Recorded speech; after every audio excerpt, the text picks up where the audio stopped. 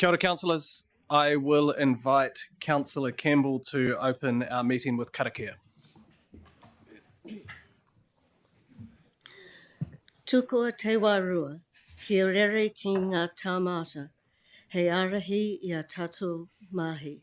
Me tā tātou whai I ngā tikanga I rātau mā, kia mā, kia ita, kia kore ai I ngaro, kia pupuri, kia whakamaua, kia tina, huie, taikia. And in English that is, allow one's spirit to exercise its potential, to guide us in our work, as well as in our pursuit of our ancestral traditions. Take hold and preserve it. Ensure it is never lost. Hold fast, secure it, so that it is fixed, draw together, affirm. Ko tēnei te ruru, te koukou mai nei, ki hai mā hititi, ki hai mā rakaraka, tūpoka nui o te ruru, te reko, he pō, hei au kāwa te ati, hei wā mauri ora, kia rātou mā ko take te ara whānui a tāne, moi mai rā, oki mai. Kia rātou I take te rāra, tēnei wiki, tēnei marama, tēnei tau, kaori mātou I wariwari tia, ia koutou moi mai, oki mai. Ko huri taku waro ki te poho tamatea. O te wehe atu I te raketira a Henry Couch, Henari Couch I te rawiki. Ko ia te kaitiaki o te moana o whakaraupu o tuatahi e te taha Bill Gillies. Ko rāua tahi e mahi tiaki manaki I ngā tauka kei roto I te rā whakaraupu. Nō reira he te raketira. Kaori mātou wariwari tia ia koe. I hara mai koe ki roto I tēnei ruma I te rā marama ki te tautoko I te mahi mō whakaraupu. Nō reira e te raketira moi mai, oki mai. Tiraha, whakatā, rātou kia rātou, tātou kia tātou, nō reira tēnā koutou. Nau mai, hara mai, hoki mai, ki tēnei tepu, te kaunihera nei o Waitaha, mō te mahi, mō wai, mō tātou katoa, te mahi, mō te takiwā nei o Waitaha, ko tēnei te hui, ono rau, mā whā, nā reira, nei anō te mihi, tēnā koutou, tēnā tata katoa. Nei tu a Dion. Kia ora, thank you, Deputy Chair Iaean Cranwell for the Mihi Whakatau. And I will welcome us to the 604th Council meeting and our first ordinary Council meeting for this Triennium. There's a change to the agenda order where we will be taking item 10.3 after agenda item 9.5. Just want to welcome our guests to the room. Will Harvey from the press, welcome, and to all those who are online as well, welcome. I have had no apologies received for this council meeting. I have a note for Councillor Mackay and Councillor Scott for potential early departure in the mid-afternoon. Are there any conflicts of interest?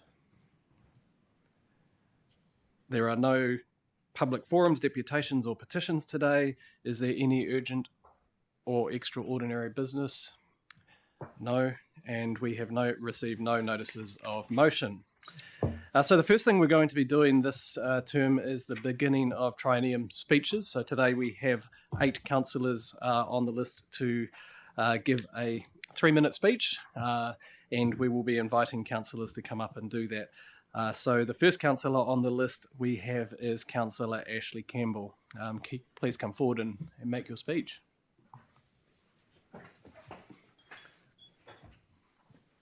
There'll be a little Tinkerbell, very Tinkerbell, nice little sounding one at 2 minutes and 30 seconds, just for everybody's information.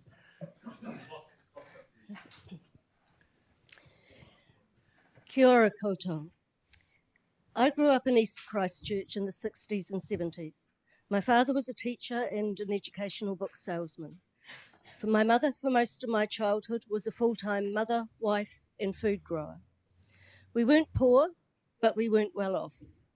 We had holidays every year, often camping somewhere cheap and close to nature, where you could swim and bathe in the river, drink from it, and occasionally catch an eel to cook on the campfire for dinner. 2 regular camping spots were at Waihi Gorge, northwest of Geraldine, and White Cliffs, where the Selwyn Waikirikiri was our water source. If last summer, an East Christchurch family wanted a low-cost holiday somewhere where they could swim, bathe and drink from the river. It would not have been at Whitecliffs. For several years, it has been subject to regular health warnings about fecal contamination and or toxic algae. Likewise, Waihi Gorge. Meanwhile, my friends in rural Selwyn can no longer drink their bore water, and Selwyn District Council is spending millions of dollars to search for new, unpolluted sources of water for its growing population. Canterbury has a water quality crisis. Some might call it an emergency. Between nitrates, which also damage freshwater ecosystems and boost toxic algae growth, and fecal contamination, our water is now regularly unsafe for not just drinking, but also for low-cost recreation. Water quality is an issue that affects every Cantabrian, be they rural or urban. To those who say we are doing all we can and going as fast as we can, I say, no, we are not.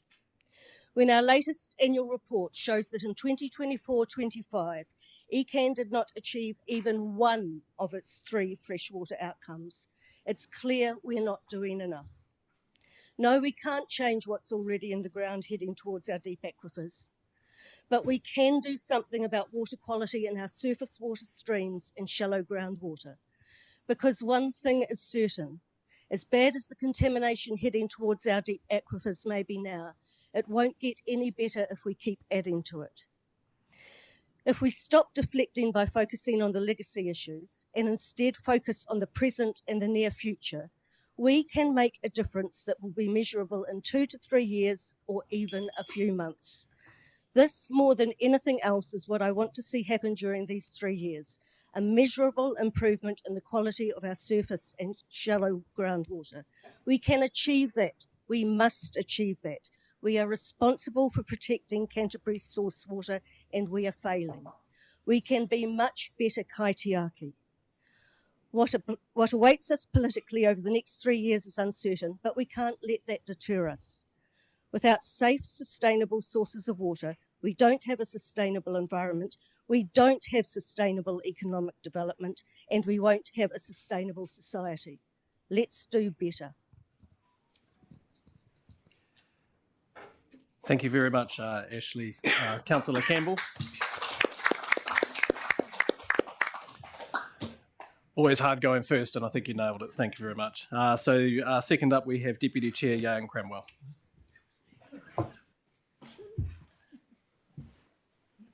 Tara wairau wai, taku pane ki uta, ku wai wai ki tai, taku kaika ki o, tāwhiti e tau nei. Tēnei a mako tēnei ia ire ke huka tāra wewihi o wairewa e hao nui. Ko te upoko o tahu mata te mauka ko kana taua ko wairewa te roto. Ko kātiri keu kati mako ka hapu ko waitaha ka ati māmo i kaitahu ka iwi. Te taha toku hākui no te pātaka o rākai hautu mea kai kaura hoki. Ai te taha toku hākoro no wera ko tērā te puki te timata o taku nei ikua ko Iaean Cranwell tōku kua. Nei anō te mihi, kia koutou. Hei nōku te whiwhi i whiriwhiri a ka hapu o waita kia hau mo te turu kaunihera. Nōku te whiwhi hoki i whiriwhiri koutou ngā kai kaunihera i au mo te hea mana tuarua o tēnei kaunihera te kaunihera tai au ki waitaha. Nāia te whakatauki mo tēnei tepu, nāku te raurau ka ora ai te iwi. Ko tērā te wero mo mātou i tēnei wā, mo tēnei tepu, hei whakakotahi ai mō ngā mahi ke te heki mai nei. Iai kia Minita Patterson ke te haramai te āwhānui, ke te haramai te waipuke, ke te haramai te tai nifa nifa. Ki runga i a mātou ngā kai kaunihera tai ao hurinoa i te motu. Ka aha tātou, ko tērā te pātai nui, kia mate wheke, me mate ururoa rānei. Ka tini i ka pire mo te tai ao me te kāhui kaunihera. Engari, ko te mea nui, tiaki te wai, Jaki te whenua, mō wai, mō tātou mō ka uri muri ake nei. Engari, ko te, he tauka te wai. He tauka te wai, ko te wai, ko te toto e te whenua. Nā reira, ko tērā te wero e a mātou ki te hiki mai nei.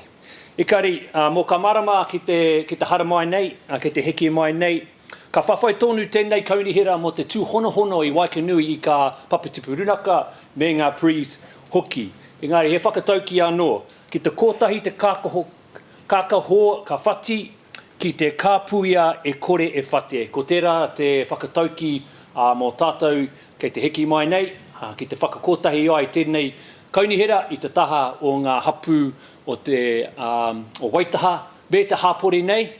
Engari, ko te mea nui, hea te tauka o te ao, hea te mea nui o te ao, he takata, he takata, he takata. Nā reira, he toko maha ngā takata e mahi ana ki roto i tēnei whare, ko tēnei tepu e tiaki manaki a rātou mō te tini kei te heki mai nei. Nō reira, tēnā koutou, tēnā tatakatoa mauri o rā.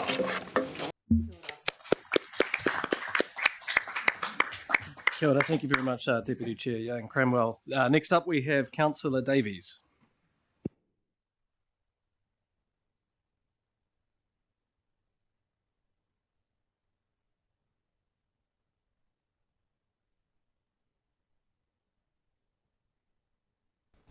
Test.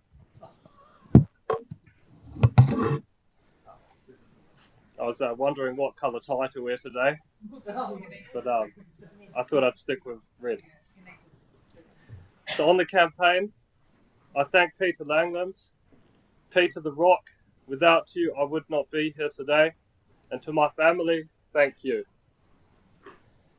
I will wear that campaign and my expulsion like a badge of honour.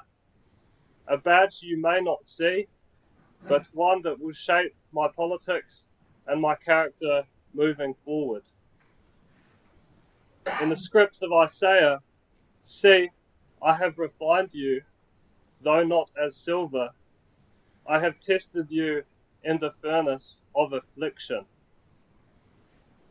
My message to you, governors and our officers, we too will be tested this term. And let's not fear the unknown future before us. And let's come together behind Swigs, behind Cranwell, and behind Ricksecker, and may we rise up in the governance of this island and the governance that this region needs. We are no longer a backwater regulator. We are the Canterbury Regional Council. We ought to accelerate the conversation around rebranding to our legal and democratic name, to implement a black and red colour palette, and to raise the provincial coat of arms upon this building. Kei te ara ake a Waitaha. It would be a great honour to have your support today to continue my role as Public Transport Core Service Lead and to tie it into the Regional Transport Committee and the Greater Christchurch Partnership, ensuring a unified regional presence representing this council and the transport priorities I will now outline. We need to champion our buses. We need to straighten the peripheral routes and make them faster. We need to support our bus corridors through public transport futures. And in terms of the next steps for rail, we should pull the money earmarked in Year 4 of the long-term plan for rail studies into the next annual plan and repackage it as a grant toward Mainland Rail's event train operations. Because there will be no greater rail study than supporting and understanding those trains coming in from Rangiora and Ralston while a private company is willing to take on that risk. And in terms of the Save Our Train survey that we all received and the territorial candidates received too, it was a 96% support for this concept. If the strategy team currently holding that money have too much on their plate, then I would suggest we could move it to a team willing to do that work. In the meantime, Chair Swigs, Deputy Chair Cranwell and I ought to go to Wellington to fulfil the resolution of the last council and to meet with the Kiwi Rail Board who have recently been appointed. And we may possibly like to meet with the Minister for Rail too. Kei te ara ake a waitaha, āpiti hono, tātai hono.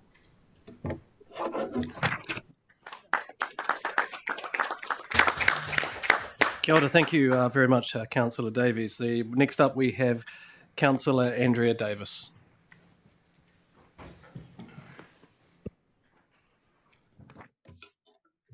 I think it's probably better if I hold this.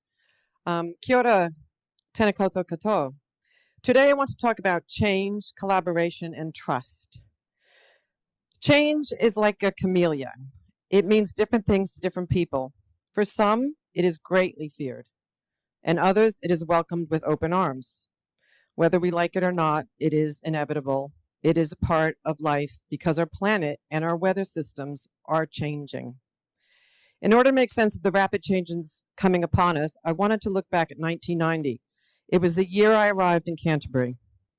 It turns out Jim Bolger was not afraid of change in 1990. He was determined to right the wrongs of the past by addressing the Maori land confiscations dating back to 1863. He taught us it's never too late to right your wrongs.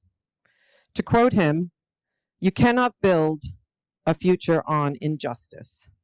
If you want peace and reconciliation, you must first acknowledge the truth." This change was the right thing for the country, but it was feared by many. And according to Don McKinnon, his deputy, it took 20 years to gain the trust back from the voters. The other foundational piece of work by Bolger's national government was the RMA. It replaced 59 other acts. This was change with a capital C for New Zealand. The act was admired by other countries as an elegant, effects-based planning system. Unfortunately, it has become too complex, causing lengthy delays, and has led to widespread frustration for most. Now, it is being cut in half. It is a shell of its former self, and we will be picking up the pieces. In 2017, the RMA Part 4 included an optional collaborative planning process. It also had provision for joint management agreements. Unfortunately, these were not widely used and was replaced by a mandatory freshwater planning process, which has gaps that we need to address. I believe the collaborative process is worth revisiting because the framework is in place and it offers positive outcomes for our region. It has been tested by the Canterbury Water Management Strategy, the steering group, and the zone committees. To summarize collaboration in a 2022 paper by Kirk et al., the positive gains made using collaborative approach are multiple and achievable, and they are. Collaborative approach allows for wider and deeper range of knowledge beyond what one organization can hold. Collaborative approach is the depth of knowledge can produce better decisions. And the next one's the most important one. The acceptance of these decisions is higher and increases the level of trust. Finally, it also reduces conflict across a wide number of stakeholders. I would like to suggest to all of my fellow councillors, both long-term veterans and newly enlisted, that we take collaboration seriously as a tool for building trust and for building our future. To quote Henry Ford, who understood change, he understood collaboration and he understood trust. He said, "Coming together is a beginning, staying together is progress, and working together is success." Thank you.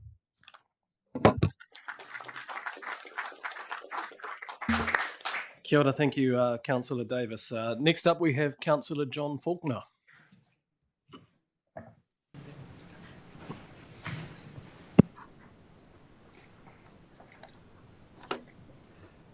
Tēnā koutou katoa. Taking action together to shape a thriving and resilient Canterbury now and for future. Is that on?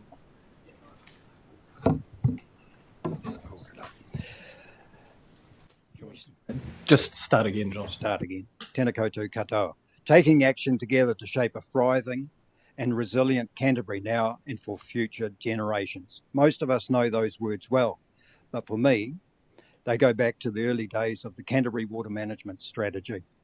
That was a time when we genuinely sat at one table, farmers, iwi, councils, communities. We listened, we took our time, we found the middle ground, no voting, no sides, just people working it out together. That was the Wairua of the place. You could feel it.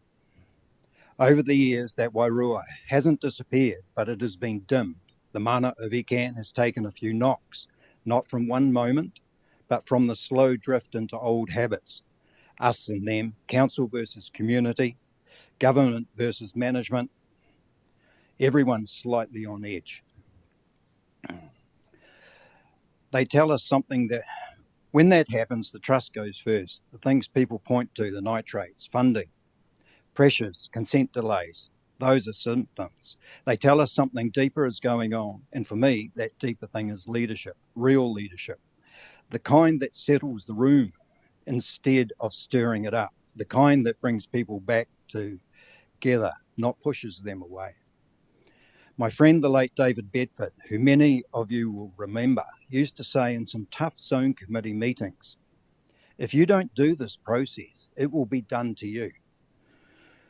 And he was right. It wasn't about ticking boxes. It was about showing up together, even when we were tired of each other. We've chosen our leadership team now. That's done. But leadership isn't just about the people in the roles. It's the way we carry ourselves as a group. Because when people feel safe, respected, heard, they work with you every time. Our communities are ready for that. They want us to be part of that solution again. They just need to feel that we are the kind of council that they can trust. For me, the future comes down to a few simple things. One, letting landowners lead nitrate solutions, biodiversity, and mahinga kai work because they want to, not because we're holding a regulatory stick over their head. Two, welcoming Maori back into the land to gather food and reconnect as a normal, lived part of Canterbury's future, not a special event. Three, and rebuilding trust inside this organisation and with the people we serve, so the mana of Iaean is restored by how we show up, not by what we say. None of that is dramatic. It's just the kind of leadership Canterbury responds to. Leadership doesn't need volume, doesn't need sharp elbows. It just needs presence, a bit of calm, a bit of respect, and the willingness to look ahead together rather than fight the past and bring our Wairua back.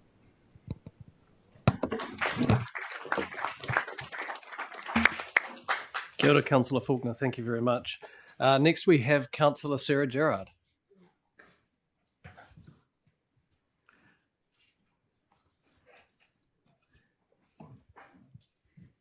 Tēnā koutou katoa, ko tarahoa tu mauna, ko Whakatau tiara, ko English, Scottish, Welsh and Norwegian toko tupuna, no ohotahi anoa, ko Sara Gerard, toko inoa. I am Sara Gerard, born in Kent, here in Christchurch, and raised as the fifth daughter on a mixed sheep cattle cropping farm on the terraces of the Rangitata River, opposite Mount Peel. I campaigned in Christchurch West for the environment, especially water in our ecosystems, which sustain our communities and economy. With nitrates, E. coli and sediment in excess and low flows, we have some rivers, aquifers and coastal waters in trouble. I am about preventing pollution from industry, landfills, quarrying and urban development through effective environmental management and waste minimisation strategies. I campaign to work with the agriculture, water and banking sectors to develop non-regulatory solutions to the pollution and to support farmers with this. For our catchment management, we need regenerative farming, forestry and fishery practices for more resilient and sustainable outcomes. Key indicators for our success are abundant mahinga kai and healthy fresh water and marine life, including these guys here, the water cleaning crustaceans in our aquifer. Through spatial planning and work programs, we can address climate adaptation and appropriate land use to mitigate the effects of flooding, drought, wildfires, and pest invasion, as well as mass rapid transport for Greater Christchurch. I will advocate for affordable regional passenger trains on existing rail corridors, and with urgency, secure sites for platforms adjacent to Christchurch's Morehouse and Deans Avenues. As a landscape architect for over 30 years, I have worked on large, complex, central and local government, environmental and transport programs and projects under many different governments here and in the UK. I have experienced many legislative, structural and policy changes and have skills in predicting outcomes. Thank you to the People's Choice and all those wonderful people, especially family, who supported me on my campaign, and for all those who voted for me. I am excited and honoured to be working with councillors, our Chief Executive, and governance in this special building filled with skilled and knowledgeable people. I acknowledge you all. Tēnā koutou, tēnā koutou, tēnā koutou. Kia ora. Thank you. Thank you very much, Councillor Gerard. Next up, we have Councillor Nettles Lamont. I've got new shoes and they've given me blisters already. So.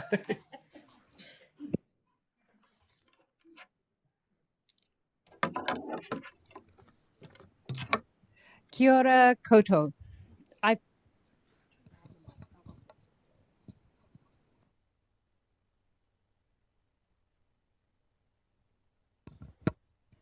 No? Yep. Can I start again? Right. Kia ora koutou. I feel very humbled to be standing here today amongst my peers.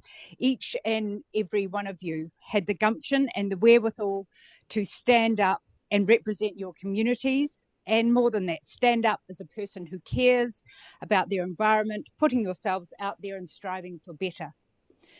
We come from far and wide. We represent a broad church view, country, city, river, sea, old and young. Pākehā, Māori men and women. Protecting the land and water for productive pursuits or for the future, hopefully both. There is huge expectation that we get it right, and we get it right without costing an arm and a leg or taking us to the brink. That we get it right, not at the expense of water, air and land quality, that we get it right, not at the cost of productivity for our farmers. We need to get it right. In order to do that, we need to work as a team. Finding our degrees of confluence will keep us strong, centred and moving forward together. Our ratepayers, our communities need us to act. We need to set our true north and go forward. This will mean compromise and negotiation. Do the right thing. Our ratepayers expect it, our communities need it, our livelihoods depend on it, and the planet is relying on us. And the government, well, they are watching. I feel a real sense amongst my colleagues that at our core, fundamentally, we want the same things. The blue-eyed one south of Ashburton, the laser-focused woman of detail in the city, the young idealist, and the healers, the resurrected one in the south and the kind one, the healer of creatures in the north. Our iwi folks, our fresh blood, our old guard, we are now finding the ways we can move forward together for you, clearly with purpose and responsibility. Our government is about to launch comprehensive RMA reforms that for all intents and purposes will be jaw-dropping in the way decisions are made for our land, our water, our resources. We are gearing up to front foot the reforms, putting our region and the needs of our people and environment first. And we will work diligently in that, as that is why you elected us. And it's time for us to stand up, set clear strategy and priorities and give effect to those. It's got to be easier and cost effective, not convoluted. We hear you. Our team want that too. Just like any family, whether it's mum and dad and the kids, our whānau, our family will have its little niggles. But in this together, we will head in the direction of a cost-effective, efficient organisation that serves the environment and the people and entities within that environment. And if we have an occasional disagreement, we have mum and dad to help us out. Here comes reform, and in the immortal words of the American singer Gail, we promise you there will be no A, B, C, D, E, F, U. And let's hope the government concurs. Thank you, everyone. I will do my utmost for you and our region. Tēnā koutou katoa. Thank you, Councillor Lamont. There will be a long debate about who is mummy and who is daddy. I'm sure that's going to happen. But we are a team, and I really appreciate that. Next up, so Iaean McKenzie, Councillor McKenzie, has chosen not to speak. So we'll now move. Thank you very much, councillors, for your words and respect for comments that you've made. It is very much appreciated. The remaining councillors will be invited to deliver their speeches at the next council meeting, which will be on the 10th of December, the next meeting on the 10th of December. Rightio, we're moving into the business of the meeting. So the first item on our agenda is item 8.1, the unconfirmed minutes of our inaugural council meeting, which was on the 29th of October. Are there any matters of accuracy relating to the minutes that anybody wants to raise? No, so I've got a mover in Councillor Robinson and I have a seconder in Councillor Ward. Although, any discussion? All those in favour? Any against? Carried. Moving right along to the next item, which is the Chief Executive's decisions made under authorisations during the interregnum period. That's on page 14 and 15 of your agenda. The Chief Executive will speak to this item. Thank you. Through you, Chair. Noting to councillors that on the 17th of September, the previous council authorised myself to work with my directors on any urgent matters during what we refer to as the interregnum, that period from which the last triennium ceases and prior to which you are put and sworn into office. There are three matters in the paper where decisions were made. The first being the appointment of a hearing commissioner that was necessary in the context of the timing of the hearing and the ability for it to proceed without delay. The second matter was with regard to minor corrections, which were primarily typos, on the flood protection drainage liaison group terms of reference. And then the last one was the approval of those committee meeting minutes as per the paper. I have nothing further, Chair, to put forward to you. Does anybody have any questions of the Chief Executive? Councillor Claire Mackay. Thank you. Thank you, Stephanie, for the update. Just with regard to the appointment of the hearing commissioner, given that the RHC committee was in place and there was still a quorum available, and you just talked about the time, was that just a matter of hours or a day? I mean, I think that we were ready to go if we were needed to, and it didn't come. And the other thing is, given that there is no name here and it wasn't in an RHC meeting, can you provide that, or is it appropriate that you provide that name? To the first question, Councillor, it was short and it had to do with a councillor that was elected to this council, and by virtue of that, I needed to proceed. And in the context of the name, I don't have it before me, but what was decided was that the names that had been with the RHC and been previously approved, I utilized previous decisions from the RHC rather than making my own selection and determination. So I followed the RHC's, and certainly we can and will update the RHC upon its first meeting. Any other questions of councillors? No. So do I have a mover and a seconder for this item? Councillor, Deputy Chair Cranwell moved. Councillor Mackay seconding. Any discussion? All those in favour, please say aye. Any against? That's carried.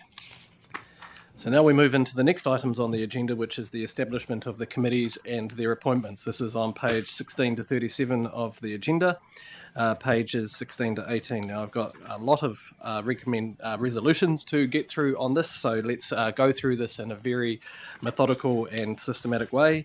Lisa Goodman, General Manager of Governance, and Robin Fitchett will be introducing General Counsel to the Council will be introducing this report. So Lisa and Robin, over to you.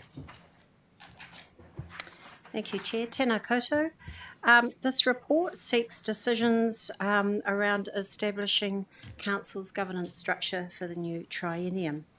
And the first group of recommendations, the first step, is to establish your committees and their terms of reference and appoint members to those committees, including 2 independent members for the Audit and Risk Committee.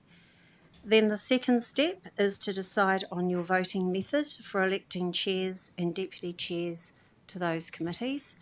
And under the Local Government Act, you must choose either voting system A or system B. We summarise those in the report, and you should have a sheet in front of you that explains the voting system, but very simply, voting system A is where you elect a candidate by a majority, and the chair will call for nominations. Each nomination must be seconded. Voting names are called in random order, and each councillor states aloud who they are voting for. If one candidate has a majority, they are elected, and if not, the lowest polling candidate is excluded, and then voting continues in rounds until a majority is reached. And if there's a tie for the lowest place, then we resolve that by a random draw. Voting system B is where you elect a candidate with the most votes, even if not a majority. So the candidates with the most votes will win. Once again, if there's a tie, it will be resolved by lot, so a random draw. If you wish to ensure that chairs and deputy chairs are elected by a majority of councillors, then voting system A would be the one to choose. Then after the nominations are called for by the chair for these roles and you vote on them, the chair will also call for nominations to each of the 3 core service leads, and the voting process for those roles is the standard one under standing orders. So it could be a show of hands, or if it's close, it could be by a record vote that the chair can make that call. And finally, just asking you to note that in terms of the meeting schedule for these committees for 2026 is the subject of another item on this agenda. Are there any, before we proceed, I just wanted to draw your attention to a couple of updated staff recommendations. And so if staff could put up recommendation 8.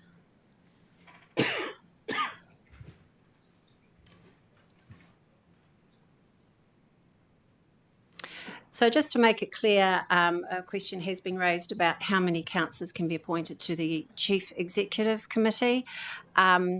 We're looking for 3 appointments today as the chair and deputy chair, by virtue of their office in terms of the terms of reference, would already be members of that committee. So we're looking for 3 councillors today to be appointed. And also we have updated the recommendations to number 14. Just to make it clear, so you will recall that the Regulation Hearing Committee was not discharged at the end of the previous triennium. So if we have councillors who want to continue on that Regulation Hearing Committee, they can be confirmed today as members, if that is your wish. But if there are councillors who will not be members of the Regulation Hearing Committee going forward, then they need to be formally discharged. That's the process under the Local Government Act. So are there any questions? No questions, it seems. Either we've got Deputy Chair. Kia ora, Lisa. Just on that, who are the current RHC members currently at the moment? Because it was Joe, Chair, Dion, Genevieve and Clear. Clear. Oh, yeah. Ka pai.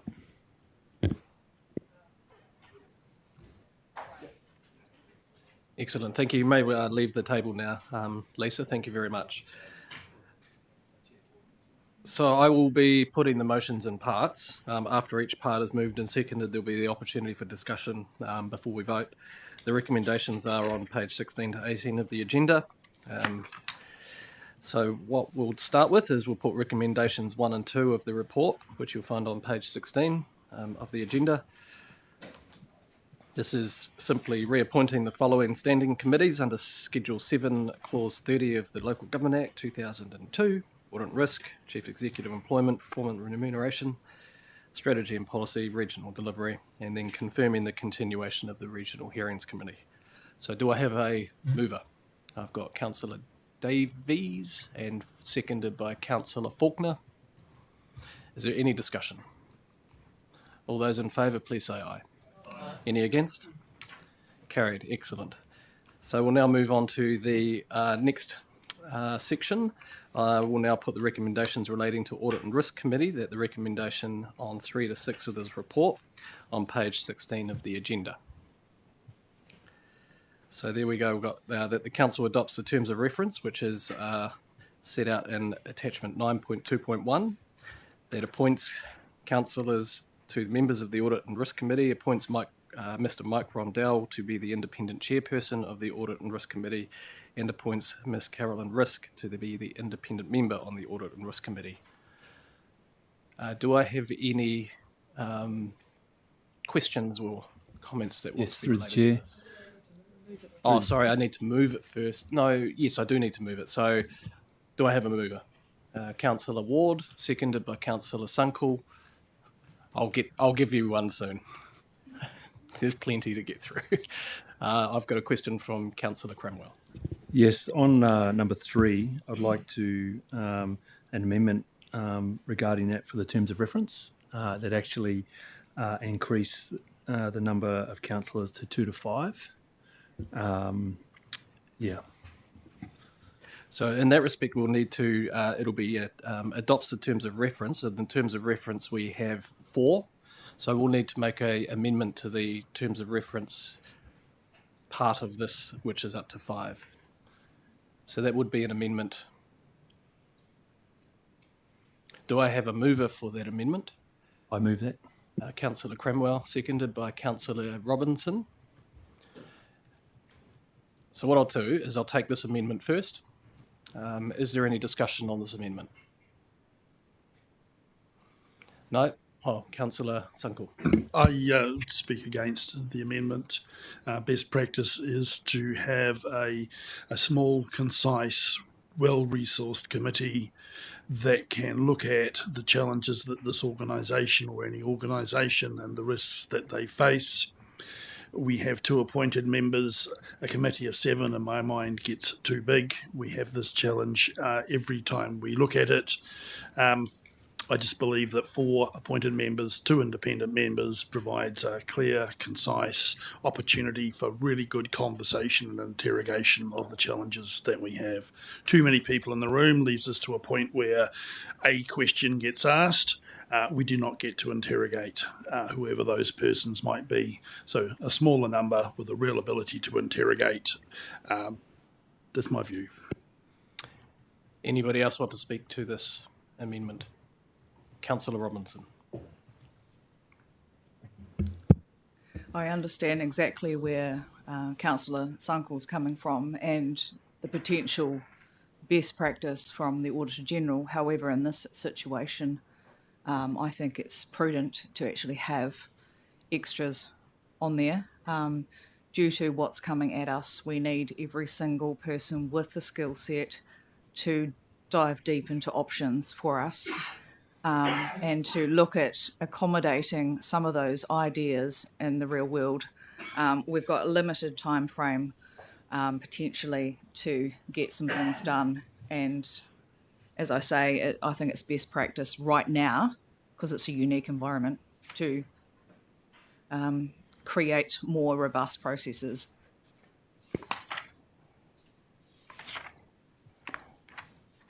A point of clarification through the chair.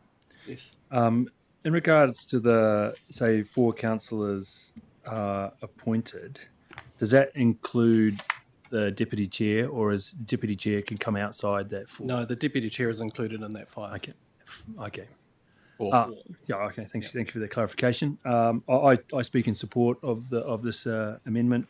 Having 5 councillors, we do have 2 independents, but in a sense, they are independent. They don't know the depths and breadths of the council. I know that there was 7, a number of 7, I think, last time, but in a sense that was 7 of us, of 7 of councillors. This is only still 5, so it is small number of 5 out of 16. It's still a representative of the councillors, so I'll be supporting this amendment. Kia ora.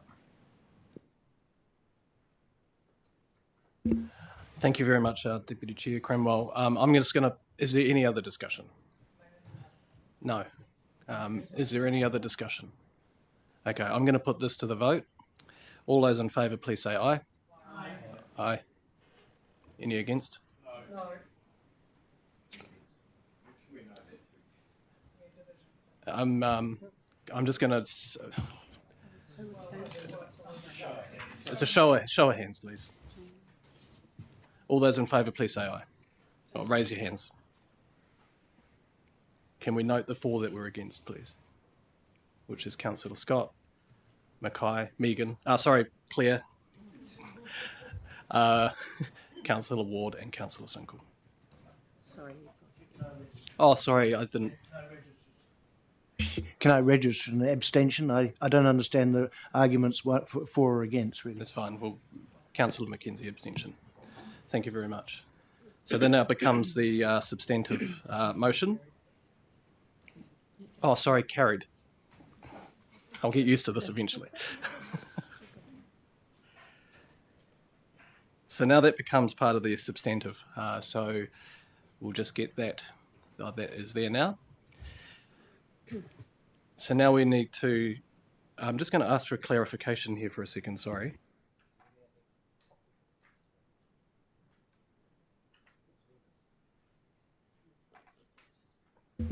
So we now need to put the names of councillors into the item to section 4. This is not the voting on the deputy chair of this committee, but we need to put 5 names there. So from the chair, the names that I'm going to be nominating into this will be Councillor Ward, Councillor Moody, Councillor Sinkel, Councillor Robinson, and Councillor Lamont.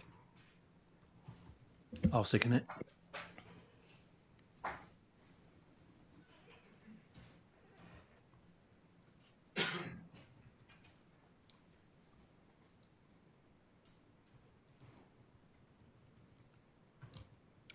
Now, for completeness, I probably need to ask: is there anybody else who wants to be nominated into the membership of Audit and Risk Committee?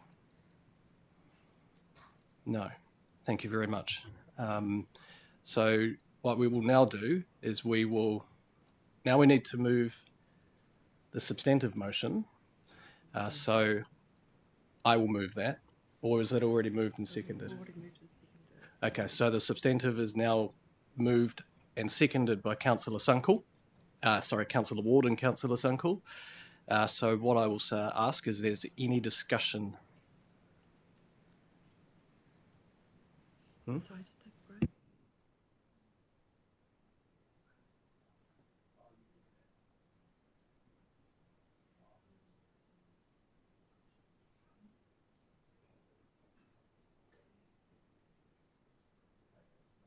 I've just had advice. I need to move and second the appointments first, which has been me and Deputy Chair Cranwell, and then we need to vote on that. And then we will go to the substantive, which is the whole lot together. So I'm just getting my ducks in a row here. So can we please have that number 4? Number 4 put Councillor Scott. So my question after this was going to be after this, but since we're doing this and we have names on there, I'm just wondering how we appoint, or do we have a say in deputy chair? Yeah, there's or can we do that's in this the at next this part point? of the. There's that's another in the next point? part. So we're just Thank you. populating, getting the resolutions, populating the committees, and then we'll get into the elections of the deputy chair, the chairs and the deputy chairs of the respective committees. 17.1. So is there any discussion on this item? All those in favour, please say aye. Aye. Any against? Carried. So now we'll move to the substantive, which is item 3, 4, and 5 and 6.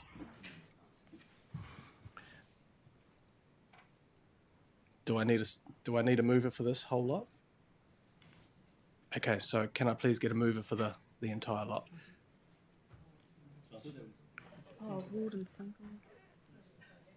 If you're happy to be the mover and the seconder of this as the now substantive. We just had the question of being elected into that position, but that has been moved and seconded by others, so I think it's appropriate that we continue with the substantive. Well, I'm happy to move it. Is Councillor Cranwell happy to second it? So we'll just change the mover and seconder.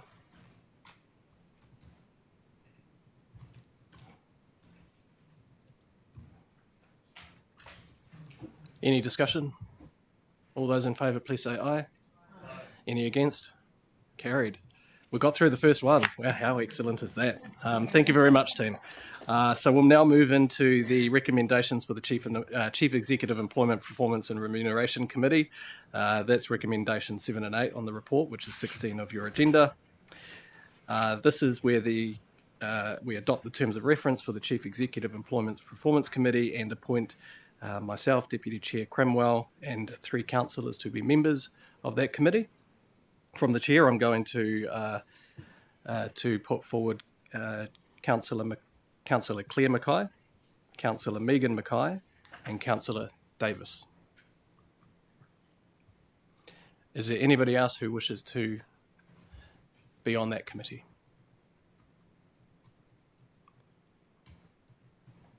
All right. I'm going to move it. Actually, no. I'm happy for you to move this if you like. Councillor Robinson is going to move that. Is there a seconder? We'll give it to Councillor Gerard. I was going to get you. I found you. Or any discussion? All those in favour, please say aye. Aye. Any against? Carried. Oh, look at this. Now we'll put to the recommendations relating to the Strategy and Policy Committee. That is recommendations 9 and 10 of the report on pages 16 and 17. That is the Council adopts the terms of reference for the Strategy and Policy Committee as set out in attachment 9.3 and appoints all councillors to be members of the Strategy and Policy Committee. Do I have a mover? Councillor Joe Davies and a seconder? Councillor Robinson. Do I have any discussion on this item? All those in favour, please say aye. Any against? Carried. I'll now move and to put the recommendations relating to the Regional Delivery Committee. That's recommendations 11 and 12 of your report up on page 17 of the agenda. That's the adoption of the terms of reference for this committee, Regional Delivery, and appoints all councillors to be members. Do I have a mover? Councillor Robinson. Do I have a seconder? Councillor Davis. This is like... Got to be quick. Any discussion?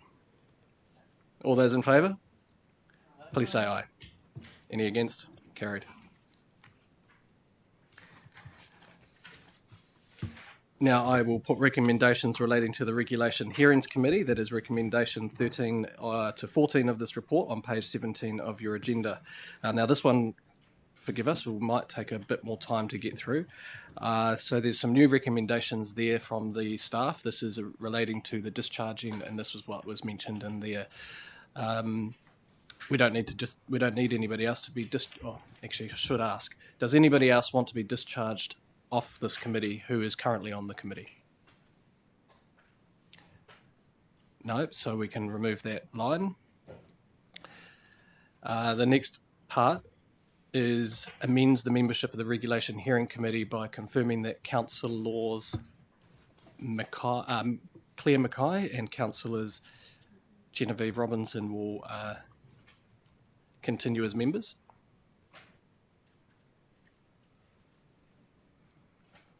And so from the chair, I will be naming to be populated in this committee will be Councillor Megan Mackay, Councillor Faulkner, Councillor Davies, Councillor Moody, and Councillor Gerard. Is any one of those members do not want to be on the committee? You do not want to? Okay, fair. That means we need one more person who would like to go on that committee. Is it? 1, 2, 3, 4, 5, 6, 7. Now, with Councillor Davis going off, that's 6. So we've got 1 vacancy at the moment.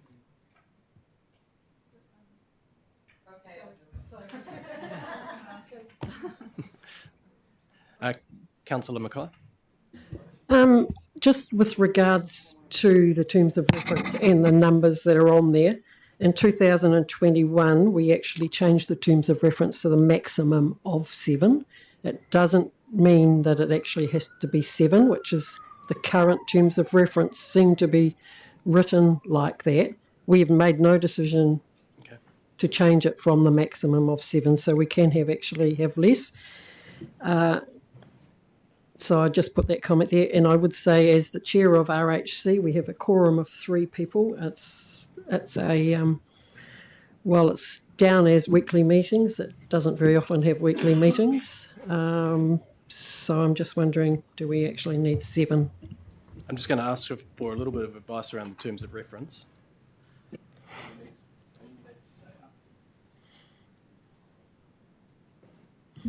So the advice that I've got is that the way that the terms of reference have been written is that if we wanted to go up to, it doesn't say up to at the moment, it says 7, a binary number. So if the council wants to, we will need to make an amendment to 13. So we'll just leave it as it is at this point in time. Can I just get an indication from council that they're just, okay. So we'll leave Councillor Davis there. So we'll leave it as it is. If there's a discussion with that committee that wants to make some amendments into the future, we'll make those amendments. So I need a mover and a seconder for this item now. Can I, is it a Councillor Campbell? A seconder? Councillor Ward? Is there any discussion on this item? All those in favour, please say aye. Any against? Carried. Thank you.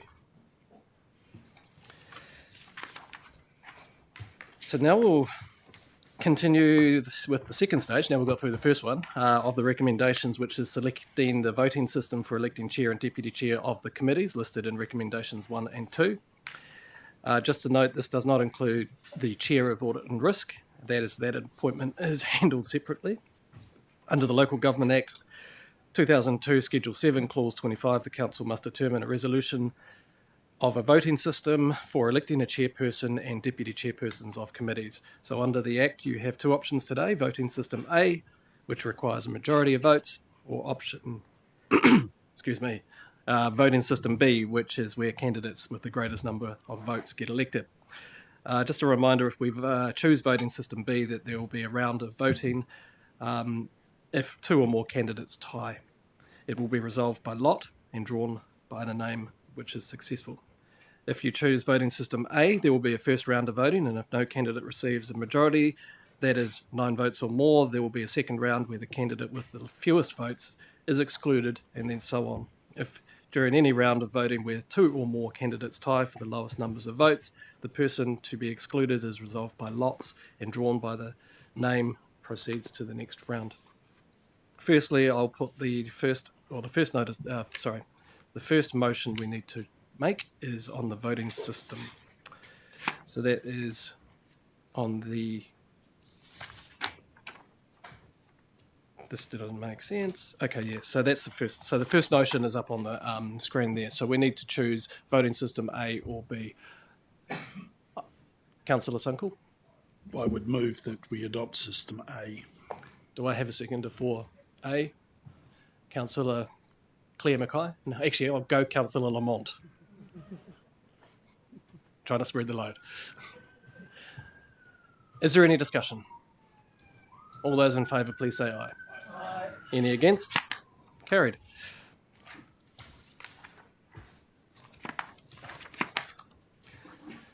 So now that we'll be using system A to elect the committee and chairs of, the committee chairs and deputy chairs. To do this, we will each take committee groupings separately, voting for the chair first and then the deputy chair. Each nomination put forward must be seconded. Any councillor may nominate another councillor by stating their name. Nominations require a seconder. So the first one we will be looking at is at step 3 of the resolution, and I invite nominations to be put forward for the Deputy Chair of Audit and Finance Committee. And from the Chair, I will be... Audit and Risk Committee. It's incorrect. It's incorrect on what I'm reading. I should have picked that up earlier. My apologies. So the Audit and Risk Committee. So from the Chair, I will nominate Councillor Nick Ward to be Deputy Chair of Audit and Risk Committee. I'll second that. And are there any other nominations from the membership of that committee? No.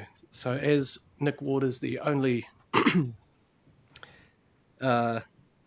nomination for that committee, I declare Nick Ward, Councillor Ward, duly elected to that committee. Now, how do we do the resolution? That's it. We don't need to do the resolution? Okay, excellent. Thank you very much. Congratulations, Councillor Ward. I now put recommendation to the Chief Executive Employment, Performance and Remuneration Committee, which is recommendation 17.2 on page 17 of your agenda.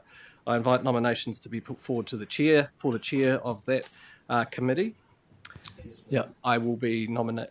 Can I nominate myself? No, I'll nominate you. Okay. I nominate Chair Swiggs, seconded by Councillor Scott. Any discussion? All those in favour, please say aye. Any against? Carried. I invite nominations to be put forward for the Deputy Chair of the Chief Executive Employment Performance Committee. I will, from the Chair, nominate Deputy Chair Cranwell. Do I have a seconder? Councillor Sunkel. All those in favour? All those in favour, please. No. Any discussion? All those in favour, please say aye. Aye. Any against? Carried. We now move on to the recommendation for Chair of the Strategy and Policy Committee. I invite nominations to be put forward for Chair of the Strategy and Policy Committee, which is recommendation 17.4 on page 17 of your agenda. From the Chair, I will be nominating Peter Scott. Peter Scott for the Chair of the Strategy and Policy, or Councillor Scott to the Chair of that committee. Do I have a seconder? Councillor Claire Mackay. Do I have any other further nominations? Councillor Campbell. I nominate Councillor Megan Mackay. Do I have a seconder for Councillor Megan Mackay? Genevieve, Councillor Robinson. So now that is there any further nominations for Chair of the Strategy and Policy Committee? So now that we have 2 members nominated for this committee, we'll continue through to an election. Just give us one moment, we'll get the papers together. So just a reminder how we will do this is names will be called out, councillors' names. You say the person that you wish to have. Yes? Just a process question. Do we get to speak to that nomination? No, we're not. No. No. Okay. Okay. Councillor Scott. Just for clarity, you are voting, when your name is called, you will vote for either Councillor Scott or Councillor Megan Mackay. Councillor Scott. First up, eh? Councillor Mackenzie.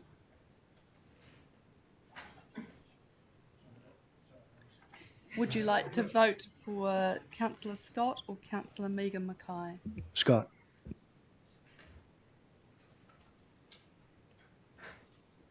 Councillor Ward? Scott. Councillor Sankel? Scott. Councillor Moody?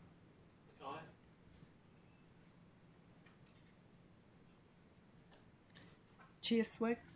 Scott.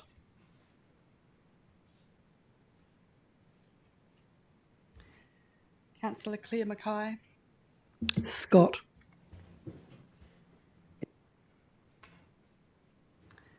Councillor John Faulkner?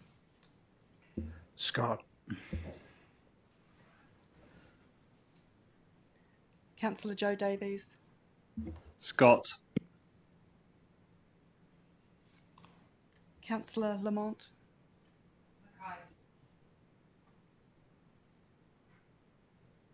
Councillor Robinson? Mackay. Councillor Campbell? Mackay.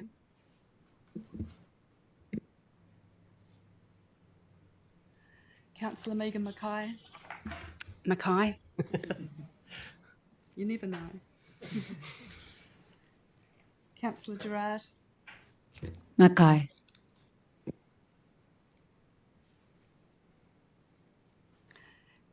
Councillor Davis?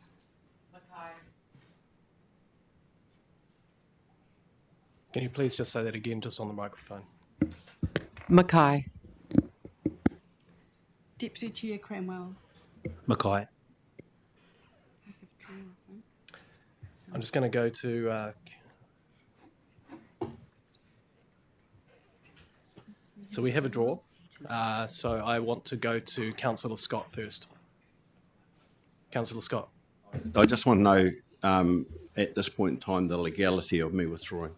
I've been here and done that. I've got support from those people who know what I can do within this building, and I've got support from those people that don't know me.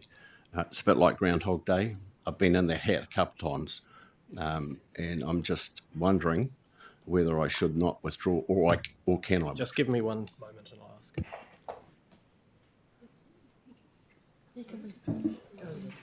You can withdraw at any time.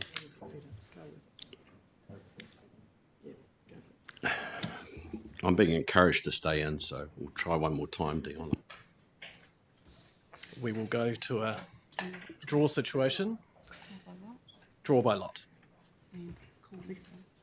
Lisa, can I please bring you forward to do the draw by lot? So what will happen is Councillor Davies. Could just for the public who are listening, could you, Chair Swiggs, just outline? So we've had an 8-8, and so now, because that might not be clear to those listening. Okay, so we've got an 8-8 draw. What will now happen, as I detailed earlier in the meeting, is the winner, or the person who is... I know, I'm just saying the person... That's why I was clarifying my words. The person who is drawn out of the tin by our governance manager will be elected as the chair of the Strategy and Policy Committee.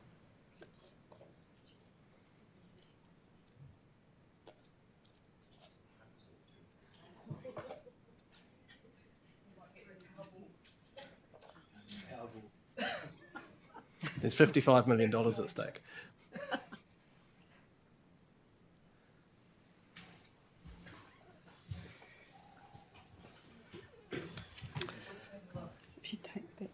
I declare Councillor Megan Mackay elected as the Chair of Strategy and Policy. Congratulations.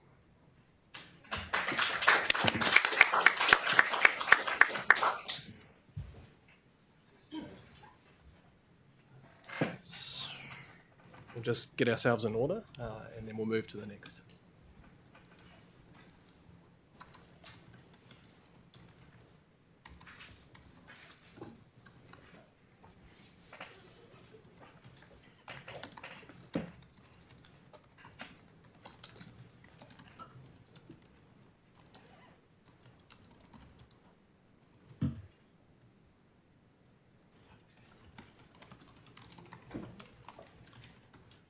And just to prove it, while we wait for the notes to be done, there's the name. So we'll now move on to the Deputy Chair of Strategy and Policy Committee. I invite nominations to be put forward for Deputy Chair of the Strategy and Policy Committee, which is set out in Recommendation 17.5 on page 17 of your agenda. I, from the Chair, will nominate Councillor Nettles Lamont for the Deputy Chair. Is there any other nomination for Deputy Chair? Councillor Sunkel? Can I ask Councillor Scott, has he reconsidered his position of yesterday? No, I've made my position pretty clear, I think, up to this point in time, and I'm not going to change my mind on that. Did you get a seconder, Chair, for that? Yes. For Nettles, you did. So all those, no discussion? All those in favour, please say aye. Any against? Carried. I now. Well, actually, we didn't even need to do that. I apologise. I just need to declare Councillor Lamont as the Deputy Chair of Strategy and Policy Committee. We're getting there. We're actually through. We're getting through. So congratulations, Nettle.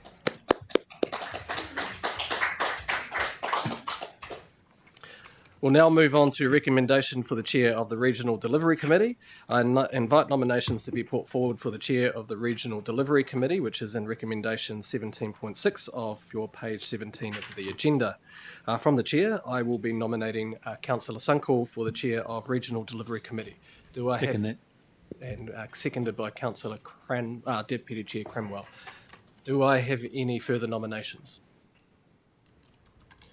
In that case, I declare Councillor Sunkel elected as Chair of the Regional Delivery Committee. Congratulations, John.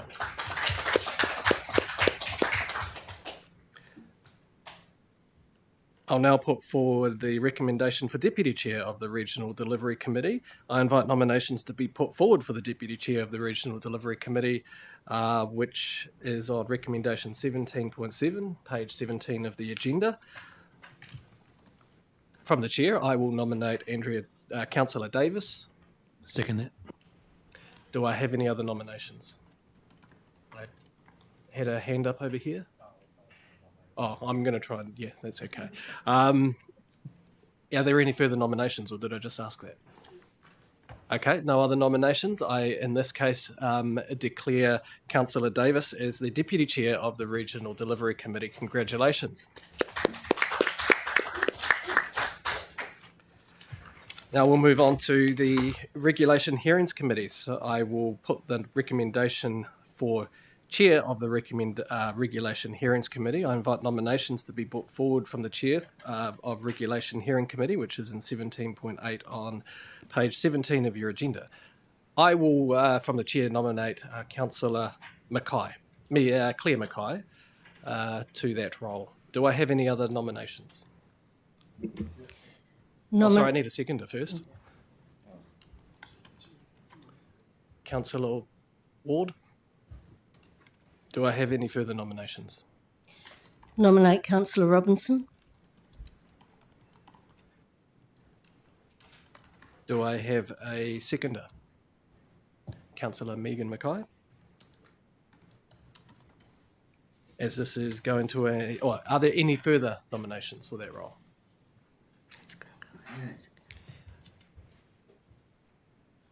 So as we now have a election, the same process that we went through before, your name will be called out, and you will either vote for Councillor Claire Mackay or Councillor Robinson.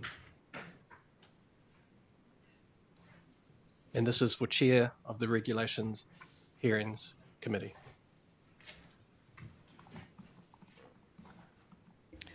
Councillor Scott. Mackay.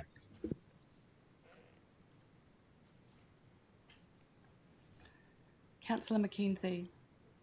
Mackay. Councillor Ward. Mackay. Councillor Sunkel. Mackay. Councillor Moody. Robinson.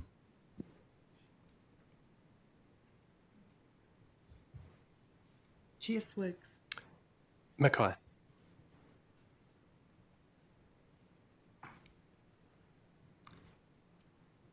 Councillor Claire Mackay.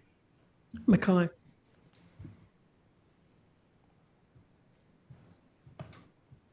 Councillor Faulkner. Mackay.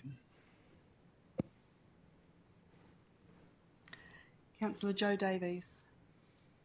Mackay. Councillor Lamont. Mackay. Councillor Robinson. Moi. Can you please say your name for the record? Robinson. Councillor Campbell. Robinson.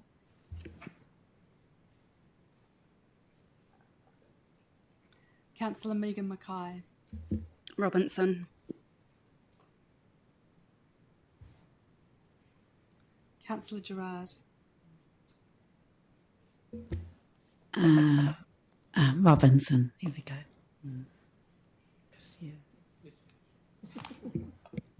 Councillor Andrea Davis. Mackay.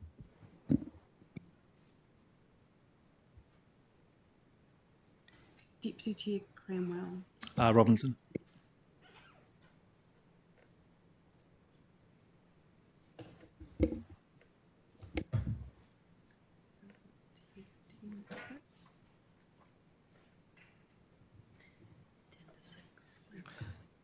The vote is 10-6 for Councillor Claire Mackay. I then declare Councillor Claire Mackay as elected as the Chair of the Regulation Hearing Committee.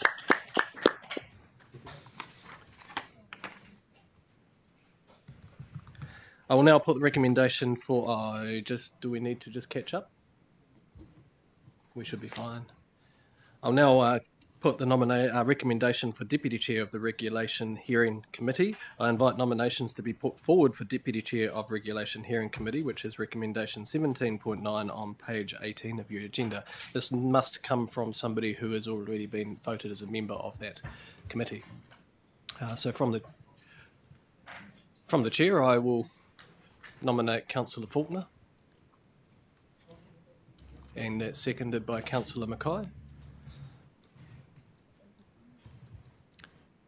And I will nominate Councillor Robinson. Actually, I should ask, is Councillor Faulkner okay with that nomination first? Oh. I'm okay with that, thank you. So Councillor Megan Mackay has nominated Councillor Robinson for this Deputy Chair of the Regulation Hearing Committee. I actually decline. So Councillor Robinson has declined. I nominate Nick Moody. Deputy Chair Cranwell has nominated Councillor Moody. Do I have a seconder for Councillor Moody? Yeah, I second Moody.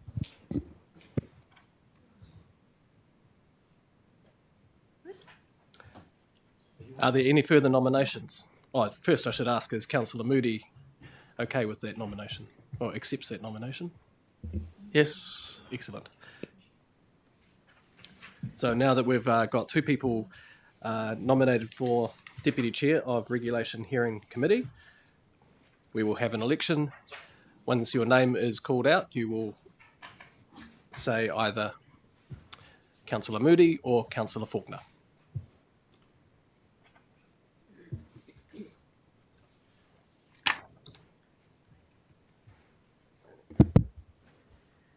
Councillor Joe Davies. Moody.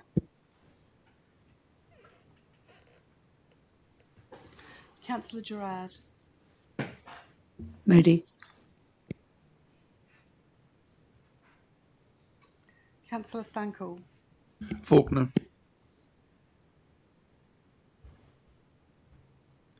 Councillor Scott. Faulkner. Chair Swiggs. Faulkner. Councillor Lamont. Faulkner.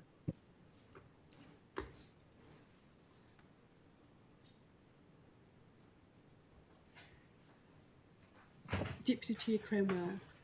Moody.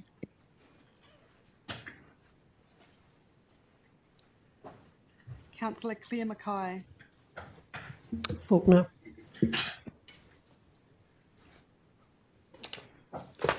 Councillor Nick Ward. Faulkner. Councillor Moody. Moody. Councillor Andrea Davis. Moody. Councillor Campbell. Moody.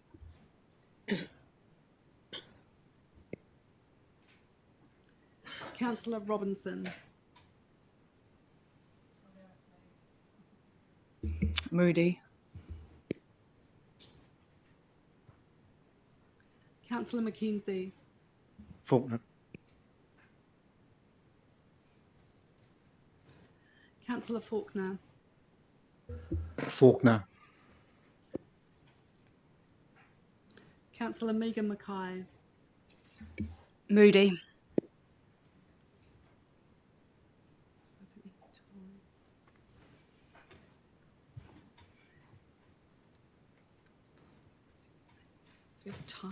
So we have our second tie for the day.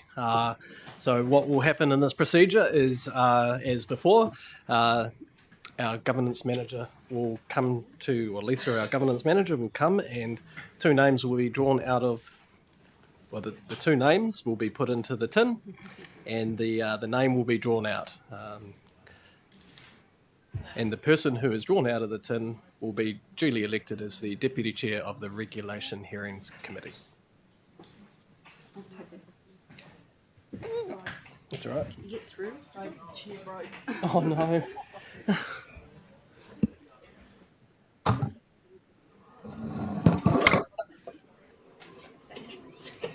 Yes.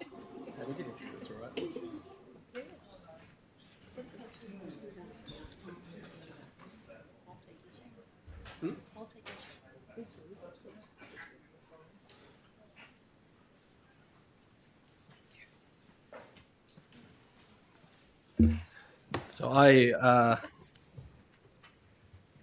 So what's the word I use? Declare. I declare Councillor John Faulkner as the Deputy Chair of Regulation Hearing Committee.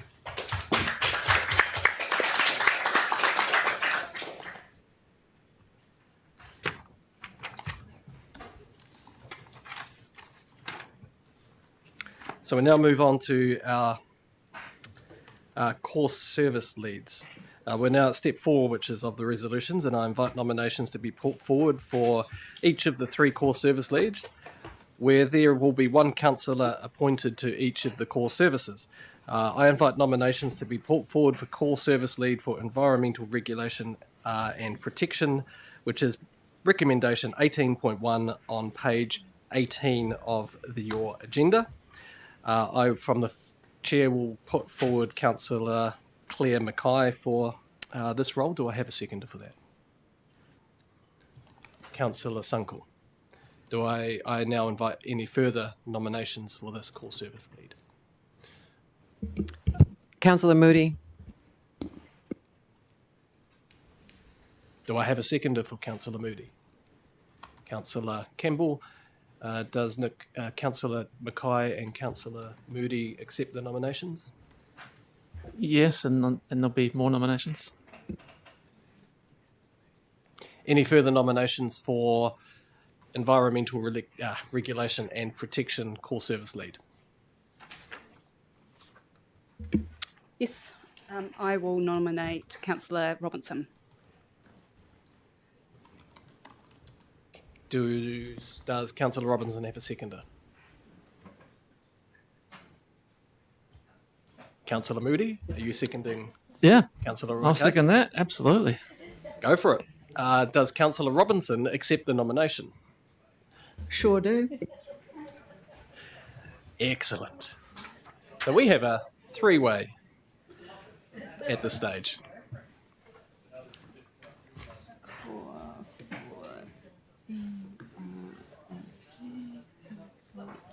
So in this situation, what will happen is your name will be read out. You will say the name of the person who you want to be elected into the role of core service lead. If there is a majority, that person will, on the first round, that person will be elected. If there is not a majority, the person with the lowest number of votes will drop out, and we'll have a second round. I'm just confirming the other three. Yes, so we've got Councillor Claire Mackay, Councillor Moody, and Councillor Robinson. Councillor Joe Davies. Abstention.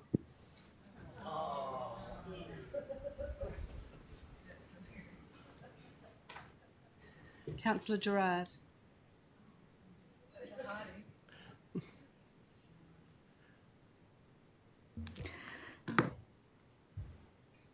Ah, No, you can't. Make a decision. You can abstain. ah,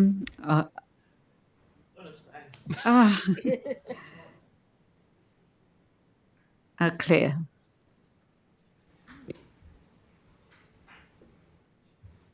Councillor Sunkel. Councillor Mackay.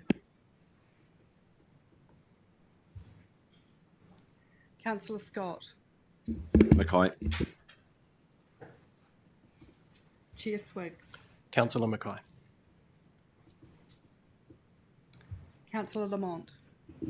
Councillor Mackay. Deputy Chair Cranwell. Moody.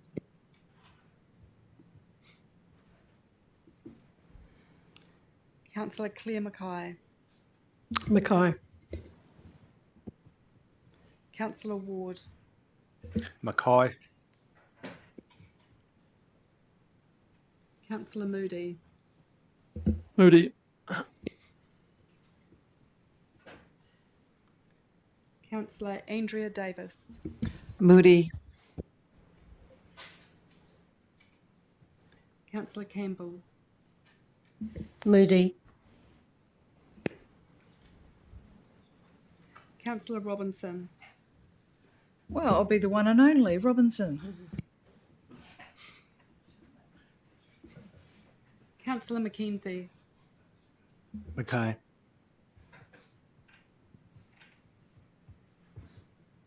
Councillor Faulkner. Mackay.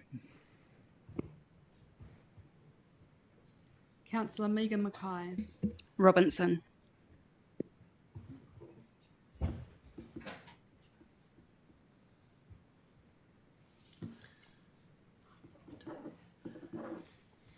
So it was 9 for Councillor Mackay, 4 for Councillor Moody, and 2 for Councillor Robinson. Because there is a majority, Councillor Mackay has been elected into this role as full service lead for environmental regulation and protection.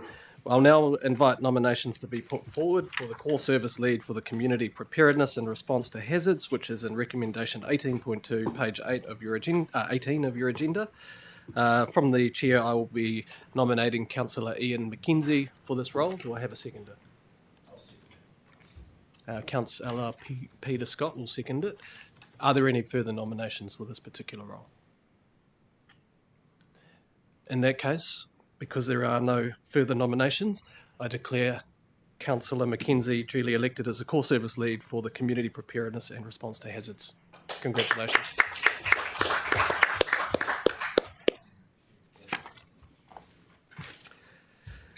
Now we'll move on to public transport. I invite nominations to be put forward for call service lead for public transport, which is in recommendation 18.3 of page 18 of your agenda. I, from the chair, will nominate Councillor Joe Davies for that role. Do I have a seconder from Deputy Chair Iaean Cranwell? Do I have any further nominations? In that case, I duly declare Councillor Joe Davies as the core service lead for public transport.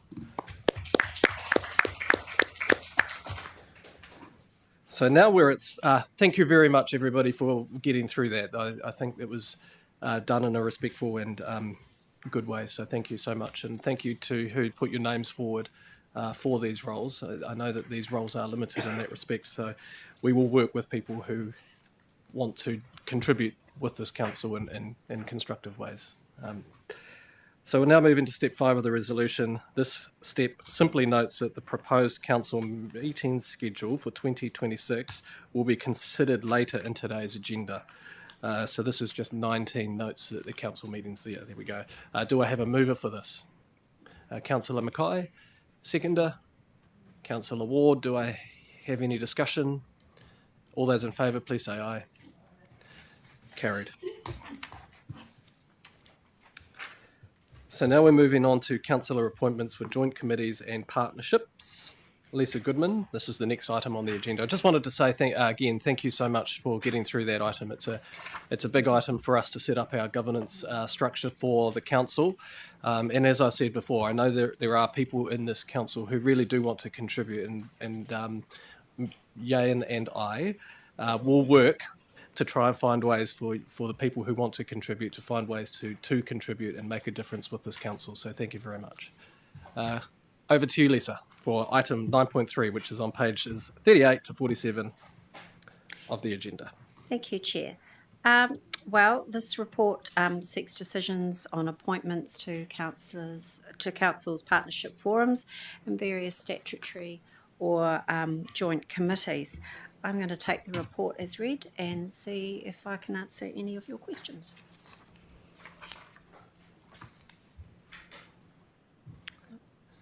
No questions? Thank you very much, Lisa. You may leave the table. So we will begin with the Canterbury Regional Transport Committee. That's on recommendation 1 to 8, page 38 of your agenda. The Canterbury Regional Transport Committee notes that the Canterbury Regional Council meeting on 27 August 25, the Transport Committee was discharged. We're taking 1, 2, 3, 4, 5, 6, 7, 8. But the first part we probably need to do there is item 6, which is appointing the person who will be there. So from the floor, I am nominating Joe Davies for Councillor Davies to be the member of this committee. Do I have any other nominations? Councillor Mackay? Yes, I nominate Councillor Lamont. Oh, do I have a seconder for Joe Davies? I'll second Councillor that. Davies first. That's from Iaean Cranwell. Councillor Lamont. Oh, sorry, is there a seconder for Councillor Lamont? Councillor Robinson. Councillor Lamont, do you accept?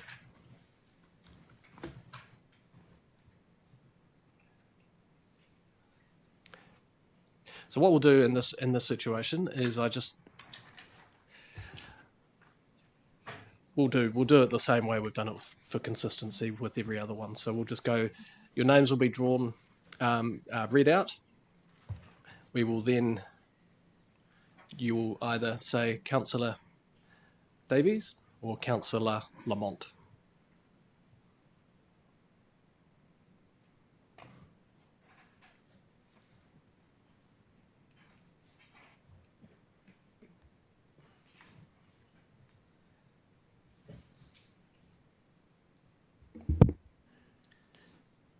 Councillor Sunkel. Davies. Councillor Robinson. Lamont. Councillor Andrea Davis. Davies. Councillor Ward. Davies. Councillor Claire Mackay. Davies. Councillor John Faulkner. Davies. Councillor Campbell. Abstain.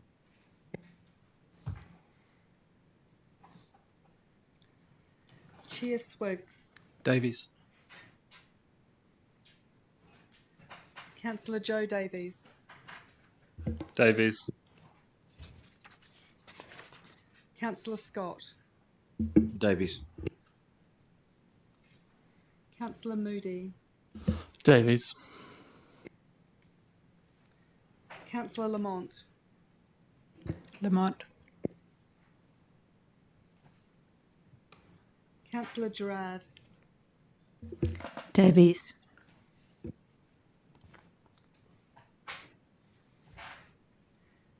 Deputy Chair Cranwell. Davies. Councillor Mackenzie. Davies. Councillor Megan Mackay. Lamont.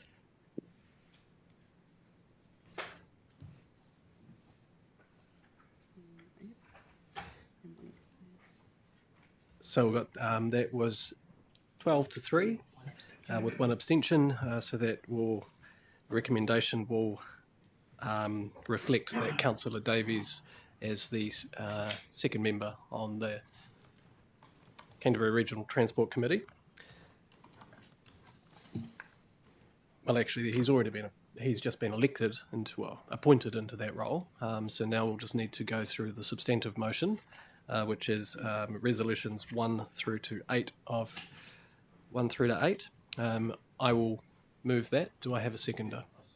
Councillor Peter Scott will second that.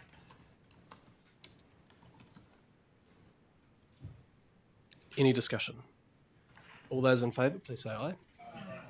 Any against? Councillor Robinson, against? I'm abstaining, thank you. Abstention. Carried. We'll now put the recommendation for the Canterbury Civil Defence Emergency Management Group Joint Committee. This is recommendations 8 to 12 of this report, page 39 of your agenda. The resolutions are up on the screen. From the...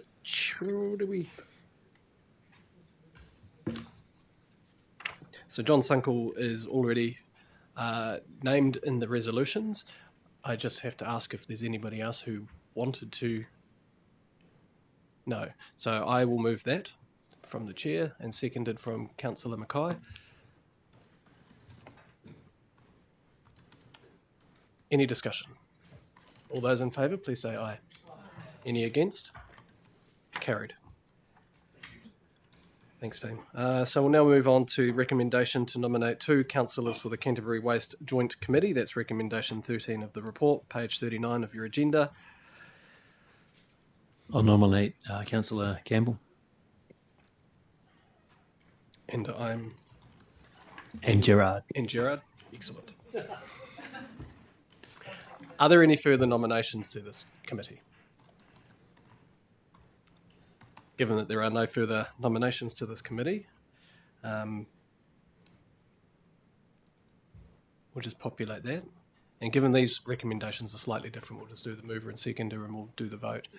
Councillor Mackenzie? Yes. Are we limited to just 2 councillors Yes. on that joint waste committee? We are.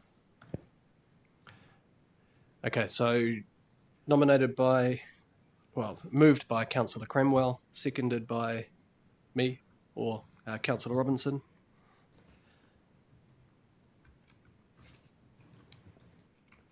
Any discussion?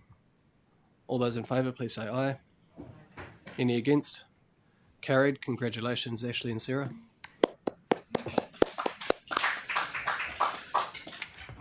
I'll now put the recommendation confirming the membership for Te Rauputuia Governance Group. That's recommendation 14 on page 39 of the agenda. This confirms the continuation of Te Rauputuia and appoints all councillors. Just as a note, the co-chairs will be decided at the first meeting, I imagine. Yes. So can I have a mover for this? Councillor Lamont. A seconder, Councillor Faulkner. Any discussion? All those in favour, please say aye. Any against? Carried.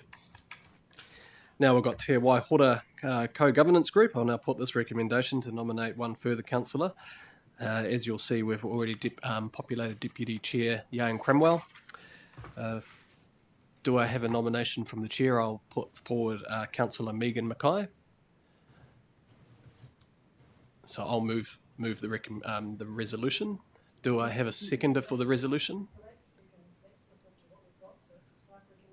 Yes, it's an updated staff recommendation. Apologies, I should have mentioned that. Councillor Campbell. Do you accept that, Councillor Mackay? Thank you. Any discussion? Councillor Sunkel.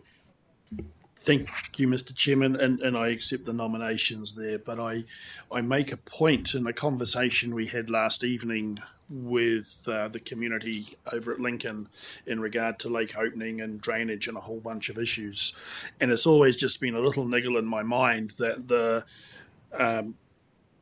Te Waihora Governance Agreement is our representatives have been in the higher echelon of this organisation, and yet the constituent members of the representatives are not part of it, and yet we are the ones that constantly get the phone calls and the challenges as to issues around the lake and the drainage. So I just make that note and accepting the nomination that is there, but the challenges come back to us as the constituent members as opposed to the governors of the Te Waihora board. And I just think it was worth making that point. And how we balance that conversation, and it doesn't become a little bit of a theoretical conversation over in a space. Might be useful to have that korero with the two new members and see if there's something that may come out of that. Councillor Mackenzie. Look, I just want to support John's, Councillor Sunkel's comments there, because I think the last time, well, actually, I'm not entirely sure which of the groupings, but there was a meeting after the May floods, and John and I were there. But in fact, the chair and deputy chair weren't at that meeting, or the two representatives who were appointed to that committee weren't at that meeting. And it is a local constituency issue as much as it is and it seems to be, we've got a bit of a, I mean, I just wonder, given Megan as part of Taumutu, just whether in fact, and I've got no issue with Megan representing us, but I just wonder whether there's actually a conflict of interest there between your role from Taumutu and your role here as a regional councillor. But I'm not questioning that. I am questioning, but you might have a reflection on that and an opinion on that. Councillor Mackay, yeah, you can reply. So, so the first commitment I'll make is I will attend the meetings with your with the constituencies that you're talking of representing, and I demonstrated that last night when I attended, and I make that commitment to continue to do so. In terms of the my whakapapa through to Ruahekeke and being a member of Taumutu, I'm actually here and appointed to represent Ngāi Tahu constituents, or appointed for that constituency base. However, once we're all appointed here, we all have a role of actually thinking about what's right for the entire region. And so I'm not appointed in this forum to specifically represent Taumutu, and neither is anybody else in Te Waihora Co-Governance Group. There will be Ngāi Tahu appointees there that will speak for Ngāi Tahu, but I would be placed there to speak for Environment Canterbury. Councillor Cranwell. Just to appease Councillor Sunknell and Councillor Mackenzie, to my knowledge, there was no formal meeting in the last triennium. We had a hui at Ngāti Moki Marae, I think near the end of the triennium. The meeting probably after the flooding was more a mechanism of the joint consent between Ngāi Tahu and Environment Canterbury regarding trigger levels for lake opening, etc. So that wasn't the co-governance meeting. So they were two different forums, just to appease some of those things. But yes, if there is a meeting, sometime I think the triennium before, the meetings were held in here, and councillors were welcome to attend if they wanted to. Kia ora. Kia ora. I don't want to make the meeting a conversation, but No, just one last point. Just very briefly, as the core service lead on rivers and hazards, I'm probably allowed to turn up at those meetings, even though Megan would be the spokesman on behalf of the Regional Council. I'm very comfortable with that arrangement. Thank you. I'll now put no further discussion. I'll put the vote. All those in favour, please say aye. Any against? Carried. I'll now put recommendation for the Te Mokahi Mana Tamana Governance Group. That's recommendation 17 and 18 of this report, page 39 of the agenda. I'll move. Do I have a seconder? Councillor Robinson. Any discussion? Councillor Scott. So I've got some discussion. In fact, it's a question for the Chief Executive. This group that is in existence, who actually currently leads this at the moment? CEO, Stephanie? My understanding, Councillor Scott, is that it is a combination of whoever is taken from this council alongside the chairs. I think it's Te Arawhenua and the Moeraki down south. And I'd have to double check whether or not it includes the TAs. I can double check that if you want, but that was the last set that I had in front of me. No, I don't necessarily think you need to check that, Stephanie, but I do think that this is a South Canterbury issue and North Otago issue, and it needs some glue to hold it together. And that would be my point. I've got nothing against the recommendation, but I've just got to put that on the table for you. Right? Yeah, this is one that I have asked questions about myself, so I think me and you and others, us three, will have a conversation. We three, oh my goodness gracious. For anybody who's listening online, I have terrible grammar, and I have been reminded of that for the last few days. I can't use Grammarly while I'm at the chair, so we will have that conversation because it is something that I've picked up and thought. So can I please have, all those in favour, please say aye. Any against? Carried. The next one is I'll put recommendation for nominating 2 councillors to the Greater Christchurch Partnership Committee. That's recommendation 17 to 21 of this report on pages 39, 40 of your agenda. From the chair, I will be nominating and putting forward Councillor Lamont and Councillor Davies. Second that. We'll just move that whole resolution with those names. We'll just so Councillor Lamont and Councillor Davies. Are there any? I should ask. Are you both happy with that? Yes. Any further nominations potentially?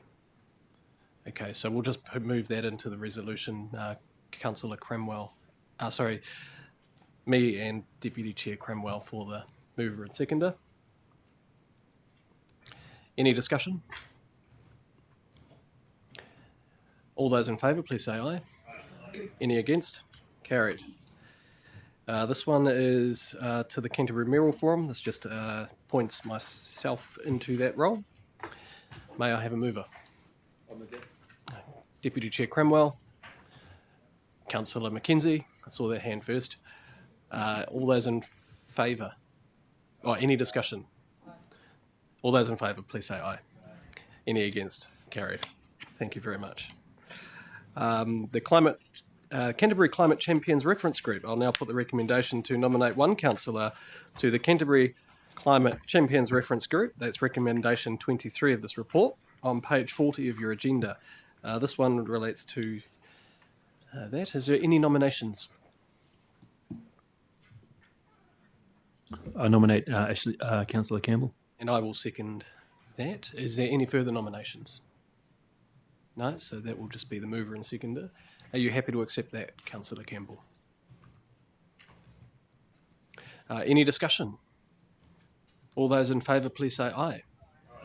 Any against? Carried. Congratulations, Councillor Campbell. I'll put the recommendation for the South Island Regional Council's Alignment and Collaboration Group. That's recommendation 24 to 25 of the report, which is page 40 of your agenda. That is the resolution there. May I have a mover and a seconder for this? Councillor Davis. Anybody want a seconder? Councillor Robinson. I know it's getting. This has been a whirlwind, but I think we're getting through it quite well. So we're nearly there. Any discussion? All those in favour, please say aye. Any against? Carried. Thank you very much. Oh, that's it. Congratulations, we got through the committee chairs. The committees, the partnership groups. There will next council will be talking about our partnership forums and other trusts, and we'll be electing people onto those roles. So thank you very much for everybody for getting through that. Congratulations to the members of the committees, to the deputy chairs and the chairs of those committees, and for the people who have been appointed to the specific roles. As I said before, there will be other opportunities for people to get involved, to feel like they're contributing in different ways as well. So thank you so very much. What we'll try and do is get through this, and then we've got lunch at 12:30. Is it 12:30 is lunch? Yes. So we'll get through these because we'll get through this, and then we'll leave the annual report till after lunch. If that's because. So no, we're going to 9.4 right now. So item 9.4, and then we'll break for lunch. So this is the Council Committee meeting schedule for 2026, and I'll ask Lisa Goodman, General Manager, Governance, to introduce this report. Thank you, Chair. This is a pretty straightforward report, but I would like to draw your attention to the first couple of recommendations, 1.1 and 1.2. We're taking the opportunity just to set the dates for a couple of committee meetings this year. Other than that, all of the other dates in this report are for your 2026 meetings. There is a calendar attached, and there's just a couple of issues I want to highlight for you. First of all, in terms of the calendar, the attachment, the weeks set out in green are school holidays. I've had that query, so I just wanted to confirm that's what those weeks, that colour means. And so far we have 2 recess weeks set out for adoption. One is in July and one is in November. And there is one updated staff recommendation with regards to the, 2.6, the meeting dates for the Strategy and Policy Committee. Because of Easter holidays, we have shifted Strategy and Policy from Wednesday the 8th of April up to Wednesday the 1st of April. So that's the only change from what you have in front of you that we are recommending. Any questions? Just one question. That would then leave that second week of April clear. There's no recess, and I think there was no recess up until July. So would that just turn into another recess week for us? Or? It could do. We're in councillors' hands as to what you'd like to do with that time. Okay, we can discuss that at a later date. Any questions? No, thank you very much, Lisa. You can leave the table. May I please get the resolutions on the screen with that one change there? May I have a mover? Councillor Robinson, a seconder.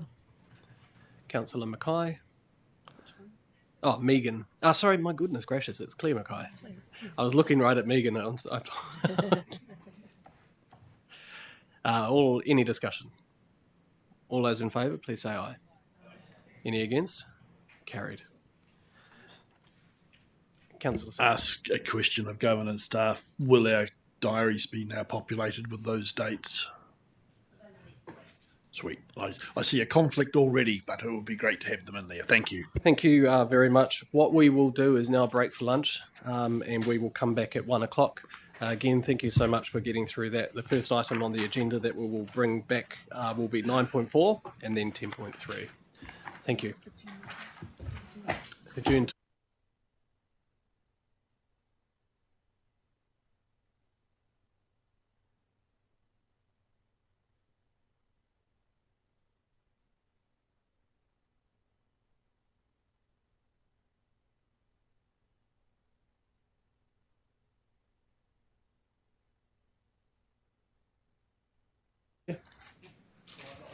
Welcome back, everybody. We're going to go straight into item 9.5, which is the annual report 24-25, pages 53 to 57 of the agenda, recommendations on page 53. Also, there's the attachment that you need to refer to, which is 9.5.1, which is on page 2 of the separately circulated attachments document. Amy Allison, Director of Strategy and Planning. Carmen Marsh, Organisational Performance Manager. Grant McKenna, General Manager, Finance and Assurance. And Chantal Gunetsky. Did I get that correct? Oh, excellent. From Audit New Zealand is going to speak to the report. So come to the table and we'll get straight into it.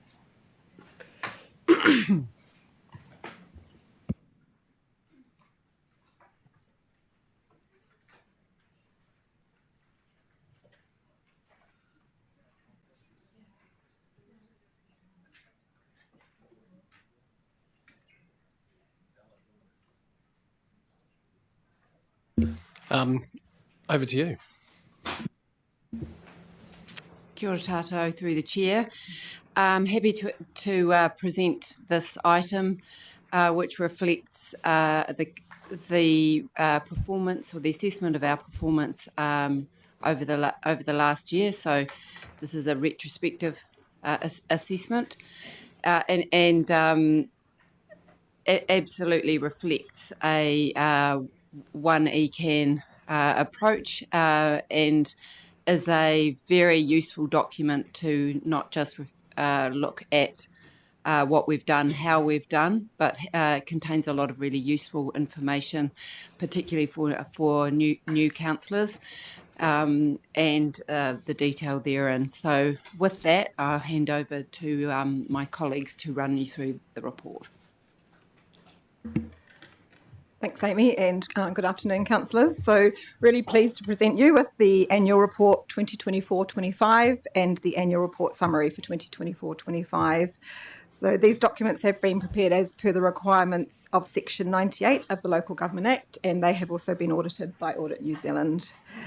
The annual report and the annual report summary were presented to the Audit and Risk Committee on the 1st of October, and at that committee meeting, the committee resolved to recommend to this council the adoption of the documents subject to any further changes requested by Audit New Zealand being actioned. So since then, staff have made some minor amendments to the documents and included additional information for Service Measure 19 as requested by Audit New Zealand, and made some further minor amendments as requested by Audit and Risk Committee members. I'll briefly comment on our overall non-financial performance results, and then Grant will just briefly comment on financial performance. And we also have Chantal here who will provide an update on the independent auditor's report. In addition, we have a number of staff in the room who can answer any questions councillors may have on the annual report itself. So for the non-financial performance section of the annual report, that covers mainly service measure performance, but also some performance highlights across the three core services. For our 33 service measures that we were reporting on in 24-25, 30 were achieved, which gives us an overall achievement rate of 91%.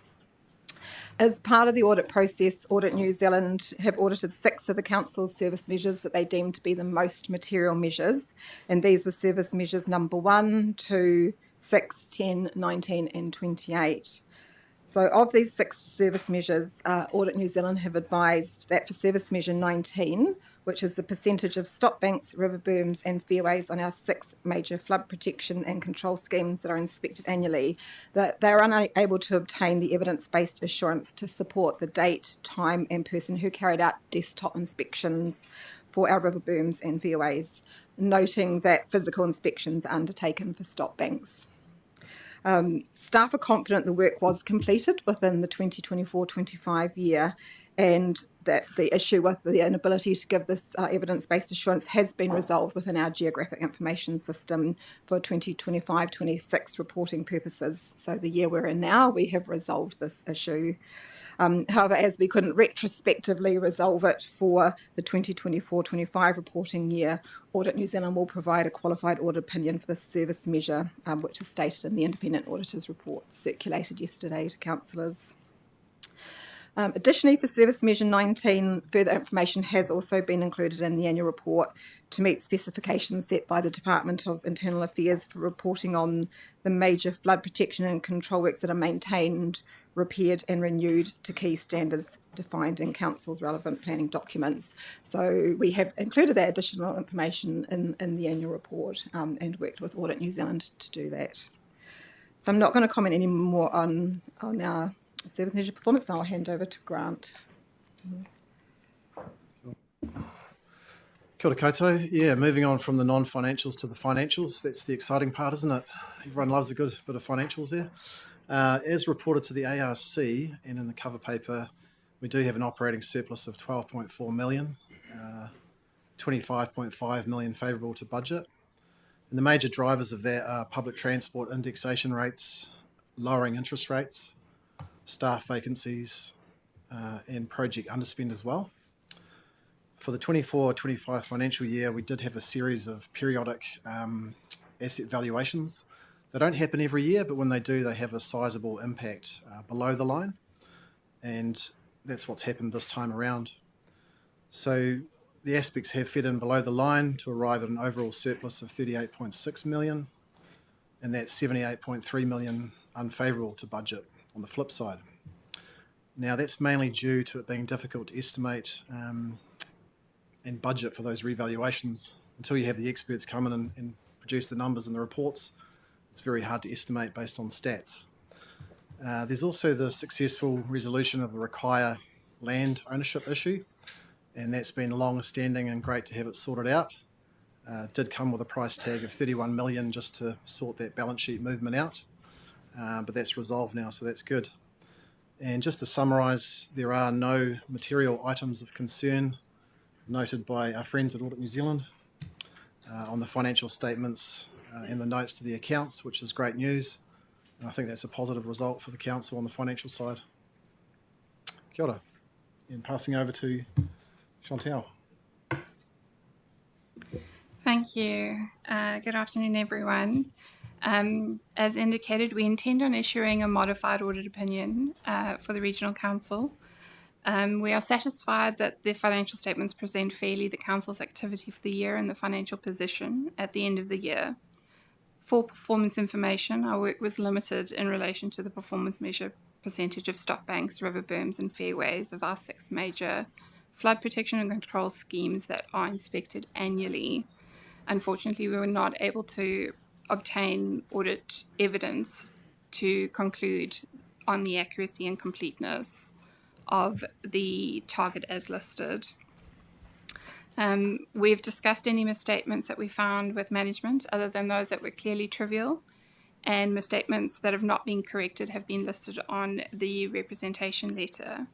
We are satisfied that these misstatements, if there are any, are individually and collectively immaterial. We would also like to thank Council management and staff for the assistance that they provided during the audit. We worked well as a team to get the resolution that we have here today. In terms of what we do from an audit perspective, yourself as councillors may want to know, we have focus areas which tend to sort of look at the material items within the accounts.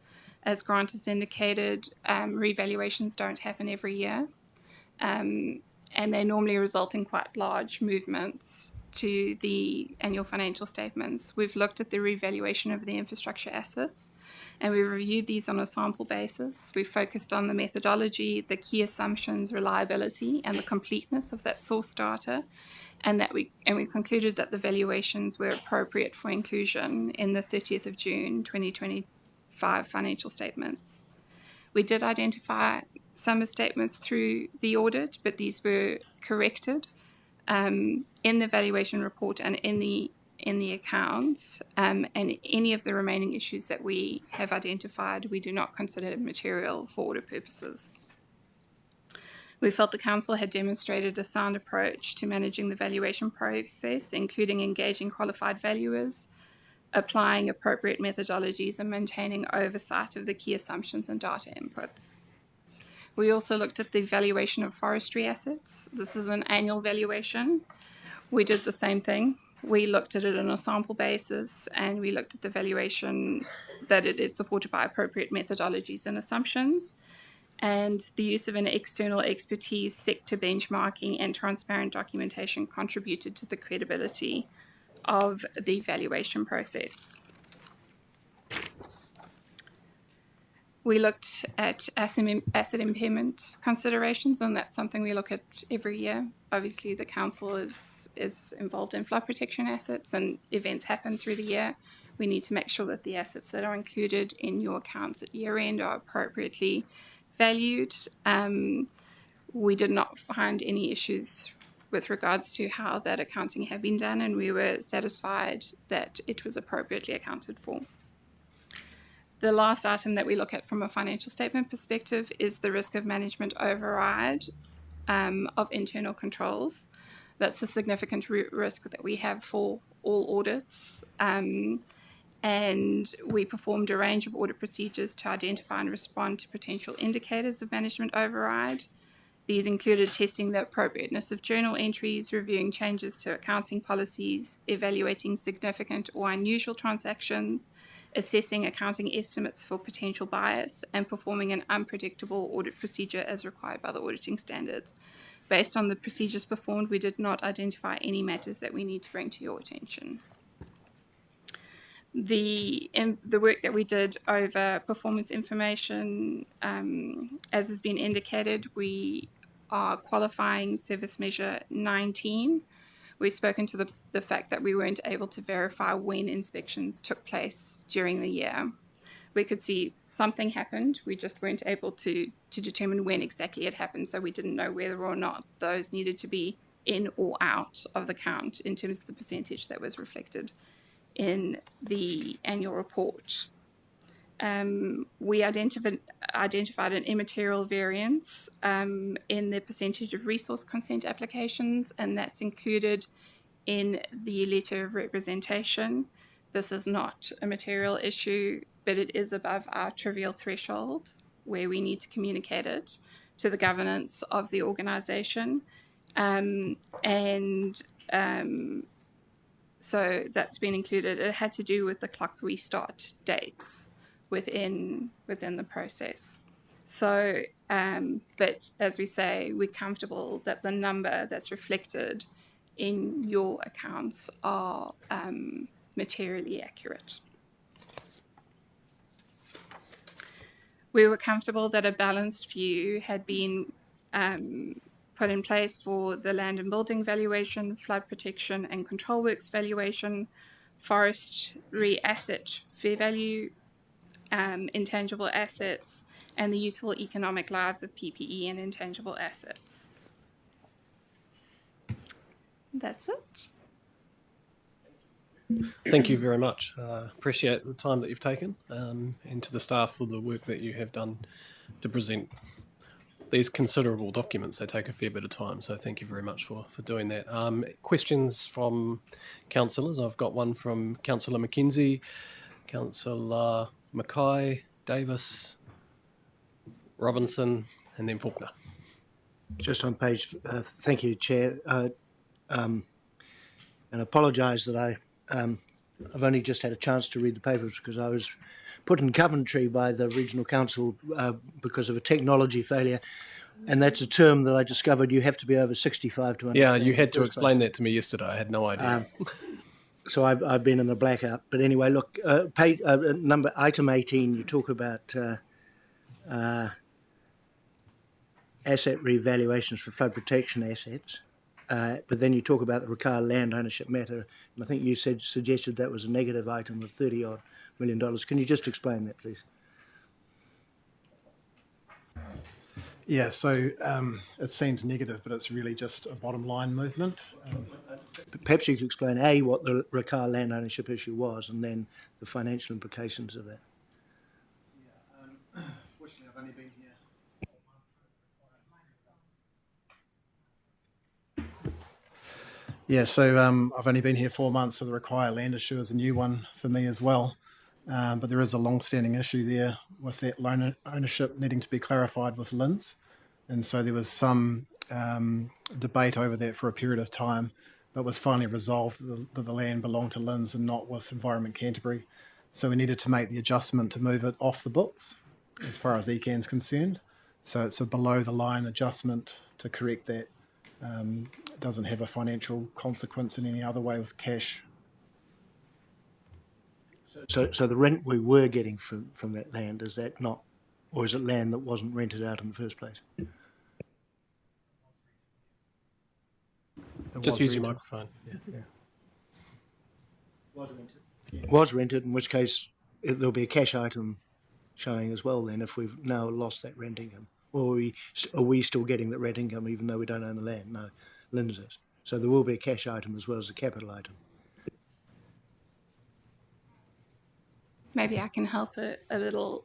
So effectively the valuation of the land was based on rental that you would have received in the future on those contracts. My understanding is when the ownership issue was finalised, effectively those rental agreements ceased to exist. So there wouldn't be there's no cash impact in terms from a financial statement perspective because the rental you should have recognised has been recognised, but any future revenue potentially could be impacted by that. Anything else there? Or Well, just one last question. The rental income that came from that land on the Rakaia helped finance some of the flood protection work on the Rakaia. So the lower Rakaia, I think most of the land is in the lower Rakaia we're talking about. But, typically the landowners contribute 50% and the land rentals contribute the other 50%, and then there's a little bit of rating is on top of that. It'll have significant implications for those landowners on the lower Rakaia and our river protection work, presumably. Can we get that income itemised at some stage to the Rivers Committee? Core Service, I should say. Yeah, we can clarify that, yeah. Thank you. We've got Councillor Mackay. Claire Mackay. Thank you. And like Ian, I wasn't a complete blackout, but the page that I wanted just blacked out, so it's come back now. Just on page 128 of 241, so I'm just asking for clarification around the employee entitlements. They've been quite a concern for a while that we have quite a liability there around the entitlements, which are going up, 7.5 mil now. Does that include, or has it included the option, as I understand it, where staff can, I'm not quite sure what they actually call it, they can pay out a percentage of their holiday or their entitlement leave, as I understand it. Yeah. I'm not sure that we have anyone here from People's Safety and Wellbeing, do we, that could talk to that? But yeah, but essentially there is an option to purchase annual leave that I'm aware of, yeah. I think it's probably just something that we need to be thinking, keep a close eye on. And there's probably a couple of committees that we can do that through. The second question was just a question of clarity on page 132 of 241, if my computer gets there, and it does. Around the pest management reserve, we've put quite a bit of money, we've had quite a bit, obviously, in the end of the year, which we're able to put into that fund. And it talks about that reserves being to enable quick responses to meet the obligations under regional pest management strategy. Now, a significant amount of that, well, 50% of that is targeted and the other 50% general, right across the region. Is this a general rate or targeted rate that actually has been put in there?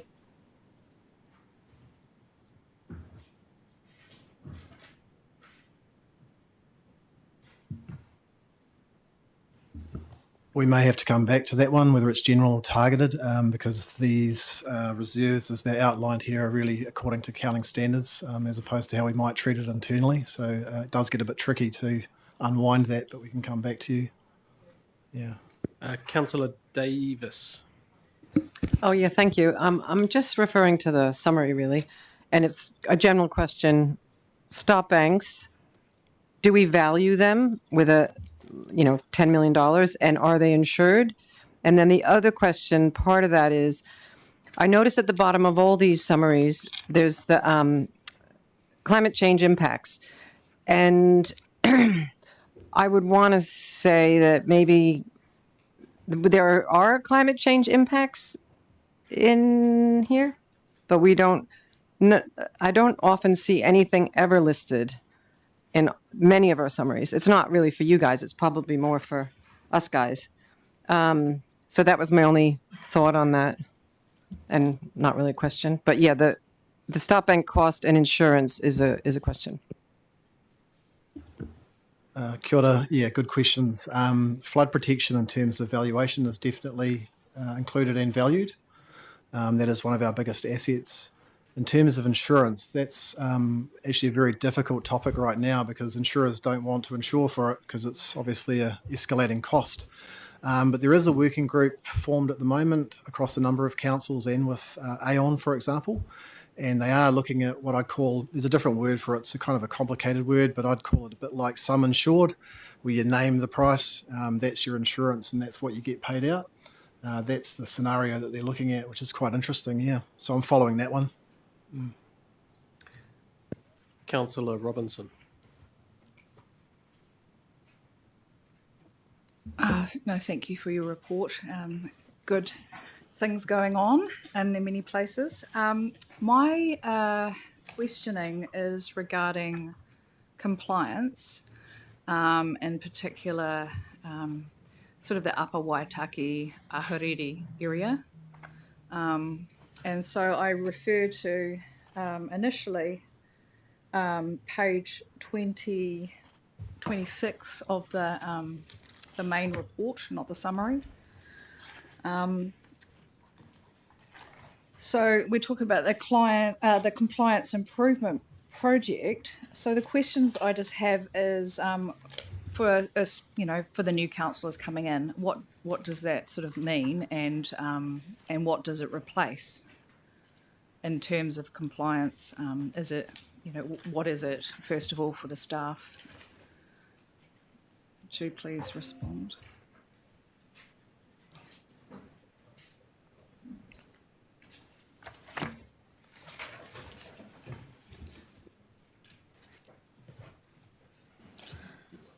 Kia ora, Judith Earl-Goulet, General Manager, Catchment Implementation. I'm just going to step back around the service measure around compliance, because when we set this compliance measure up, we had a very broad view about compliance across the engage and educate right through to the monitor and enforce.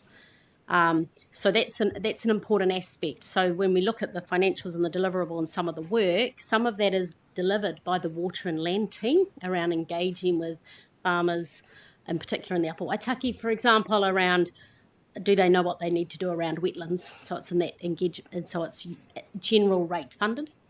Other areas where we're monitoring conditions is where we have a user pays element. So I just wanted to highlight that very broad view of that service measure compliance. The service measures within there actually all apply to the CME side of the compliance monitoring and enforcement side, and they don't capture some of that other work we're doing, which is something we'll turn our minds to with the upcoming long-term plan as well.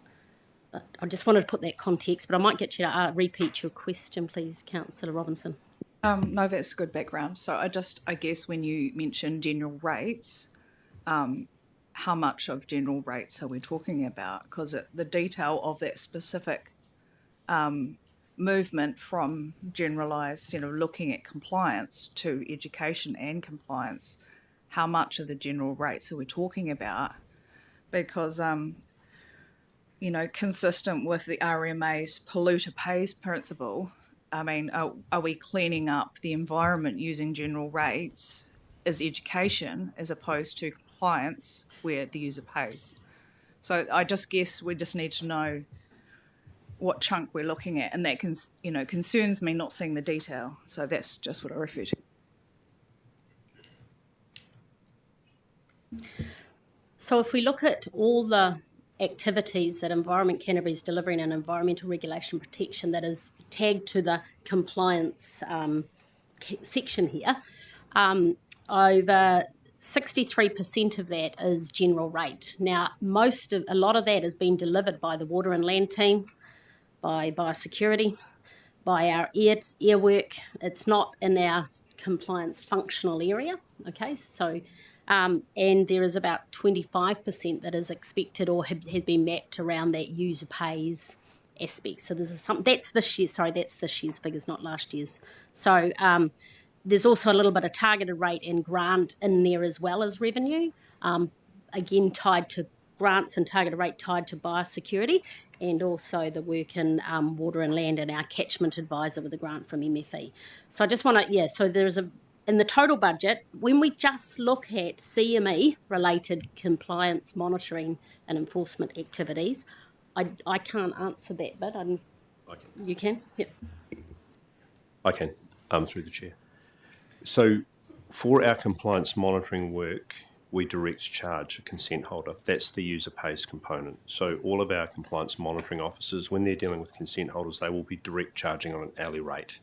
That's pretty much the ring-fenced user pays recovery component. All our other work in our educative and engagement end of that spectrum is ratepayer funded.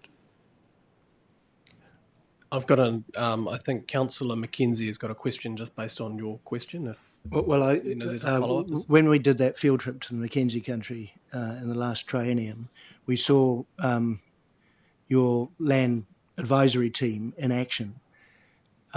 Genevieve characterised it as sorting out pollution, but would you suggest that perhaps your land advisory team is preventing degradation in the first? Their greater roles, especially in the Mackenzie and the Upper Waitaki, is preventing derogation of the environment rather than cleaning it up. I guess I have a really simple view of this around how do we help people know what they need to be doing. And that could be whether or not there's a rule or not, whether it's best practice and going to get the outcome, whether they need do they know what they need to do and are they doing it? Some of that space around do people know means we actually have to go and talk to them so they know. And then if we find out they need a consent or something like that, or they have a consent and it's monitored, that's in the are they doing what they need to and it's cost recovered. So every activity is having a little bit of an impact. The cumulative effects of all of that needs to be addressed. So we need multiple tranches of work. So we've divided it up that way, general rate and aspects around user pays, where it's clear we're assessing are people doing what they're supposed to, usually monitoring consent conditions. There could be other ways in the future we could explore looking at that around targeted rate for some of those catchment benefit type activities. But that's not how this annual plan was set up, but it's something we could explore going into a long-term plan. Councillor Robinson. No, thanks for that. No, it's good. I just would like a figure on that 63%. We'll take that away. We can come back to you with that. You've got another question? No, not really. Okay, then we'll move on to Councillor Faulkner. Thank you. My question, or two questions, regards to the financial on page 55. 17, there was just a comment made about underspending due to higher than anticipated staff vacancy rates. And at 25 million, that's quite a large chunk of money to have that impacted. Does that have an operational delivery impact for Environment Canterbury? And I'll leave that one there. And the other question is in regards to 18, and Councillor Mackenzie touched on that.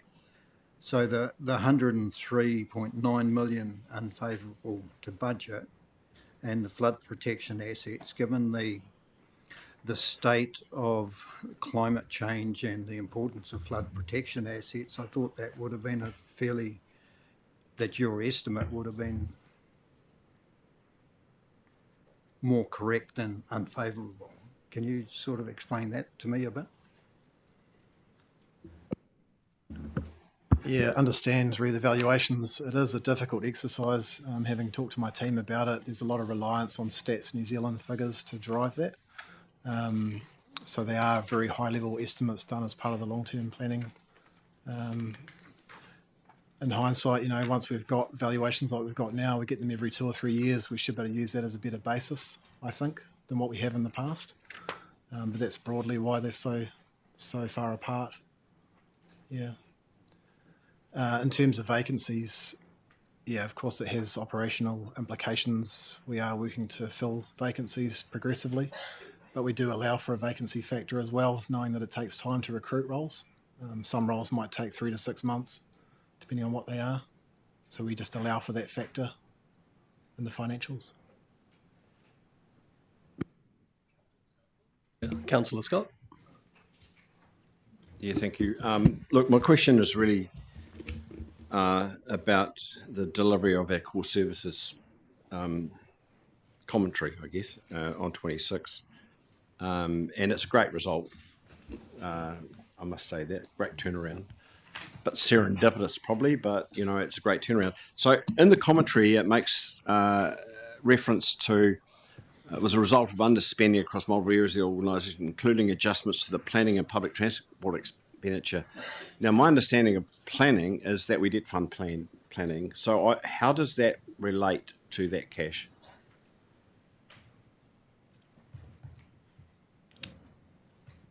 At the planning bit, not the other bit, the planning bit. Is it overhead or is it? And then there's further conversation about that on 147, and it says again on 147 other expenses were 17.5 million lower than budget as a result of rescoping of planning. So there's a big emphasis on planning, and of course we had to stop our regional policy statement. But in the last triennium, my understanding of that was we were debt funding planning. So I'm just wondering, should planning be in there as part of this or not? Because it was at 12. Hmm? It was at 12. Yeah. But it still has to be expended in the books.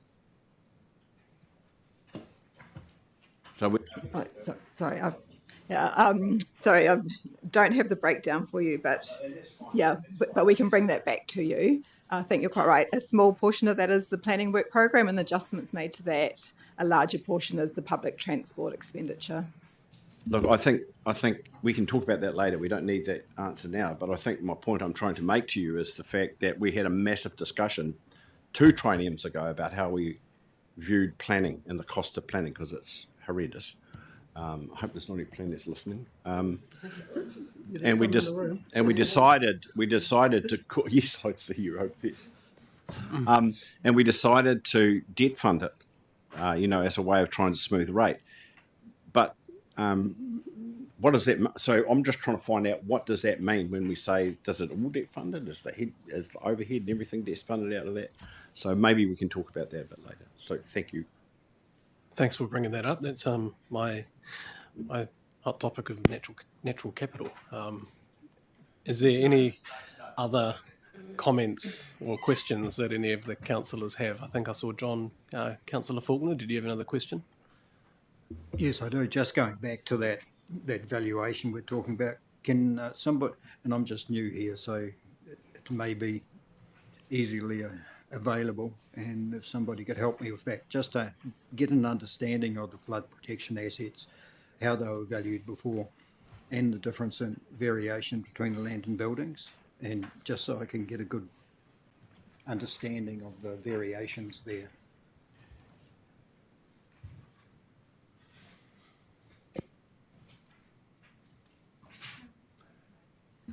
Can I just add in for councillors, we have next week briefings on our 3 core services on the 26th of November. We will talk through our environmental regulation and protection and community preparedness and response to hazards core services, and that's in the context of the annual plan 26-27 discussions. So we will capture some of these questions and be able to respond to that through those briefings. On the next day, on the 27th of November, we have a public transport core service briefing. So, thank you for the questions. And if we haven't been able to answer them today, we'll try and answer them in those briefings next week or otherwise. Yeah, I agree that's the best approach. They are quite different methodologies. Meterages versus land and buildings methodologies are very different, but we need to cover that, I think, in a wider briefing. Yeah. Awesome. I've just got one question to Chantal. It's in regards to the time frame of us adopting these annual reports. Obviously, this is a new council. Is there going to be a better process in whatever the next election cycle is, so that we don't have this crossover for adopting the annual report for a new council, because we're outside the statutory time frame.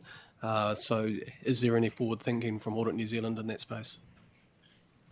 We have been engaging with management through the full year to make sure that we were on track to be able to do adoptions as anticipated.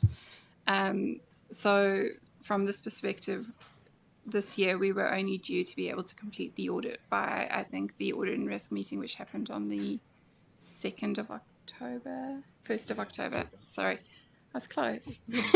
So one out. So that was the anticipated time frame in all events, because we didn't know whether or not we were going to be able to fit an adoption meeting in once the elected members had been put in place. But absolutely, I think ECAN is generally well prepared for audit, and if necessary, has been one of the councils that we've been able to adopt pre-election in the past. Yeah, So I we just can know there's a lot of definitely look at councils that. there's a lot of councils around the place in a similar boat, but I just want to make sure that for the next cycle that we're not having this crossover, because it's not useful. No other, is there? So just to round out that conversation, and particularly as raised by several of you, but most recently by Councillor Scott, can I just be clear, in the narrative around the underspends, that list was put in there. So we are being, because this is about visibility and transparency, I can say that the underspends related to planning and the changes thereof, they're quite small in comparison with the others on that list. And also just a reflection, because of the debt funding vis-a-vis the other funding, that's quite a technical financial explanation that will be required. Hence, we're not being absolutely specific, but that's the only reason. So, as Carmen and Grant has said, we will get back to you. It's not that we can't answer. I just want to be correct when we give you that answer. Excellent. So thank you very much. I think that would be the end of the questions from councillors. You can leave the table. Thank you so much for your time, and appreciate again the work that's gone into it, and the timeframes that are required, and all of the work from Audit New Zealand as well. Thank you. So now we just need to put the motion on the table. The motion's on the screen there. We need a mover and a seconder. So Councillor Ward, anybody wants to second it? Councillor Faulkner? Any discussion? Councillor Robinson? No, I actually think it's a great report. I would have liked to have seen a little bit more teasing out of data. I think raw data for this type of report is really much needed. And in the words of ex-chair Pauling, maps are always lovely. But no, data I think is really important, and so in the future. Thank you. Councillor Scott. Oh yes, I don't want to put this one too much, but I think these are difficult enough reports to understand anyway at the best of times. Reports always are, and the notes help. The notes help you understand those things, and unless you understand the way we set up our expenditure here, then you could just go through that. And I'm not saying it's materially wrong. I'm just saying that when I see that, I'm thinking to myself, what's going on here? So we need to have a session, Chair, on this so that we can understand some of this stuff a bit better. Thank you. Any other questions? Sorry, comments, I should say. All right, we'll put the motion. All those in favour, please say aye. Any against? It's carried. Rightio, so we'll move over. This is where we've got that slight change in the agenda. We've moved to item 10.3, which is the Core Service Performance Report to the end of the Quarter 1 2025-26. Pages 71 to 73 of the agenda. Recommendation is on page 71 of the agenda. We've got Amy Ellison, Carmen Marsh, Grant McKenna, to speak to the report, and then we've also got Brett Aldridge, Judith Lee, Paul, and some other staff to answer any questions if there are some available questions that will be taken. So, Amy, we'll hand it over to you. Thank you very much, and through the chair, and I will be handing over to my colleagues again. It's basically same but different to the previous discussion. I would say that planned for the councillor induction is I wouldn't say one-on-one because that sounds like we're dumbing it down, but there will be a presentation for you all which works through some of the assumptions that we use for to create the financial side of all of our accountability documents. So obviously would be useful as we just discussed the performance and the expenditure and revenue looking backwards. But hopefully you will feel well prepared after that session when we're looking going forward for the annual plan. So really good point raised, and we have addressed that. It's actually can be quite confusing. Things like that, what is the assumption around the vacancy rate, or how have we reflected such things and whereabouts they are in the balance sheet, and what are the factors of our balance sheet. So good, as good point well made, and you will feel hopefully better informed after that. But noted, it's always difficult to work out which time goes where. So on that, I will hand over to Carmen and Grant to run you through the services report. Thank you. Thanks, Amy. So having just adopted the annual report for last year, this moves us into the current financial year that we're now in. So the Core Services Performance Report to the end of Quarter 1 covers the period from the 1st of July to the 30th of September. And the purpose of this report is to provide assurance that the core services are being delivered as per the service measures and work programs and budgets set out in the annual plan 2025-26. So Grant and I will briefly comment on the performance for Quarter 1, and we also once again have a number of staff in the room who can answer any questions that you might have.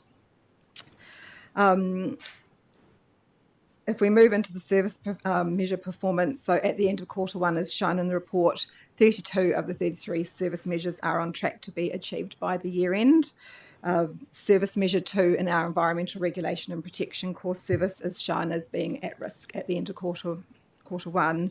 So this service measure tracks our compliance with processing our resource consent applications within statutory timeframes. So in Quarter 1, the percentage of applications processed within the statutory timeframes did increase from 62.1% in the last financial year to 82.9% in Quarter 1. At the same time, the target for this particular service measure has substantially increased from that being the target set last year to this year. So in 2024-25, the target was 50%, and that's why we were able to achieve that service measure last year with a 62% result. It's a big jump up to 95% being the target for compliance for this service measure this year. And so there is a substantial improvement, but just wanted to make you aware that the target has substantially increased as well, which is why it's shown as being at risk of that much higher target.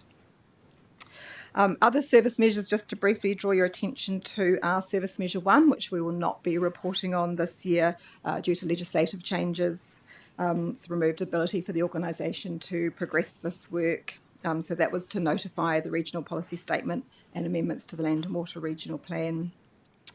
In addition to that, staff are developing additional service measure 19B that meets the Department of Internal Affairs reporting requirements for reporting on major flood protection and control works that are maintained, repaired and renewed to the key standards identified in Council's relevant planning documents. So that's the same as the discussion we've just had for the annual report. We will bring that additional service measure into the performance reporting for this year.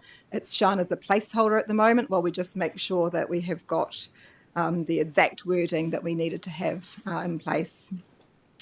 Finally, for service measures 4, 18, 28 and 34, these all have surveys planned for Q4 this year or an audit, and so there won't be any data available until we get to Q4 for those particular service measures.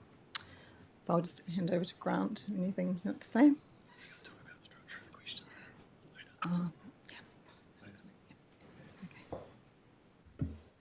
Alrighty, so into the financial side of things, we are off to a familiar start for Q1 with a $5.4 million surplus, which is $3 million favourable to budget. We do have underspend in all three core services at $2 million and an additional $1 million in public transport revenue on the revenue side. A key example of the increased revenue is public transport with increased patronage and subsidies that come with that. So the Super Gold and Community Service cards, those subsidies that are linked. The major drivers on the underspend side are a lower indexation rate paid to bus operators, staff vacancies, and the well-known pause on planning work and the regulatory framework as well that we all know about. The Q1 report does point to the forecast work being done, and given it's alluded to it, I just wanted to let you know that that forecast has been completed, which points to a $7.3 million surplus by year end, which is $11 million favourable to budget, and it's due to similar factors in the Q1 report, plus a few other ones.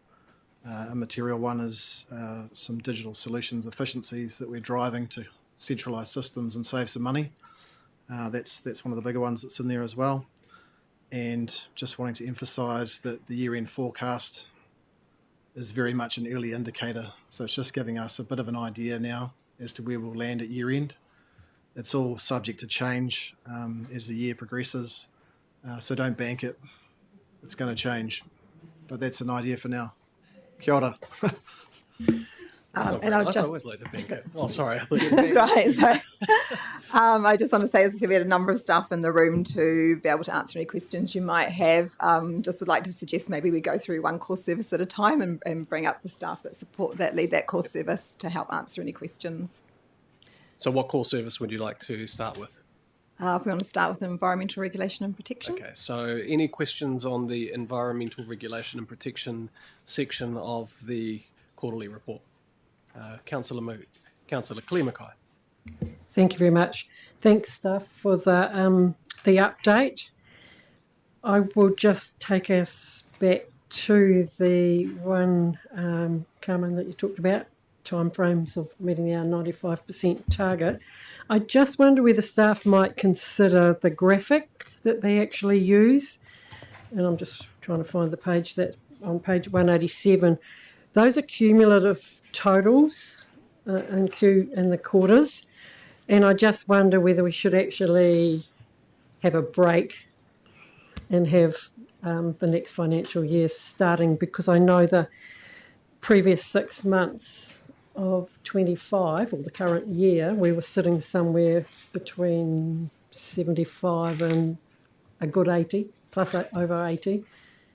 So, already 6 months we've been sitting there, and it is going to be a real challenge to get to 95. There's no question about that. But one of the questions I would like to ask staff, and I see Paul's in the room, is, and the commentary talks about having all the legacy consents heard by the end of 25. Is that still reality?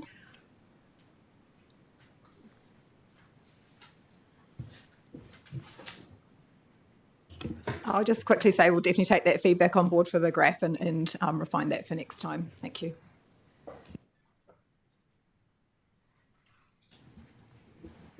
Through the chair, just responded to the question, Councillor. So the question is, we're expected to see the legacy consents go through the system by December, was it? Or is there any changes to that estimate?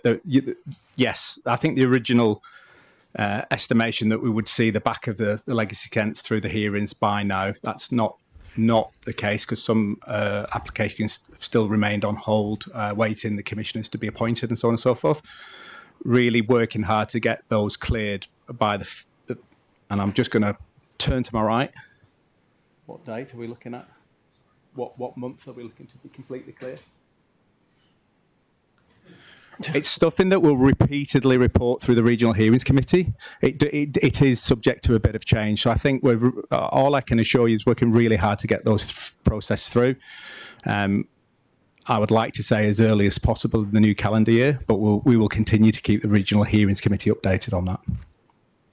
I think just the comment is that we know that they are a bit of a holdback of us reaching the target, and it'd be just quite nice to know when we can be freed from that constraint, really. Any further questions on this core service? Councillor Moody. Well, just a comment to applaud staff on following a proper process, and it's important to do these things right with the legacy consents and not to rush them. This is important decisions for our region. Thank you. Well, thank you, Councillor Moody. We'll do comments and things after the questions, but appreciate your comments there. Any further questions? Okay, so we'll move into the next core service. Which one do you want to? We do community preparedness and response to hazards. Excellent. Councillor Mackenzie. Thank you. You made the comment that based on Q1, the end of year financials would have a $7 million surplus, or $7 million surplus, 7.3. Have you a view as to how you break that down between the three core services?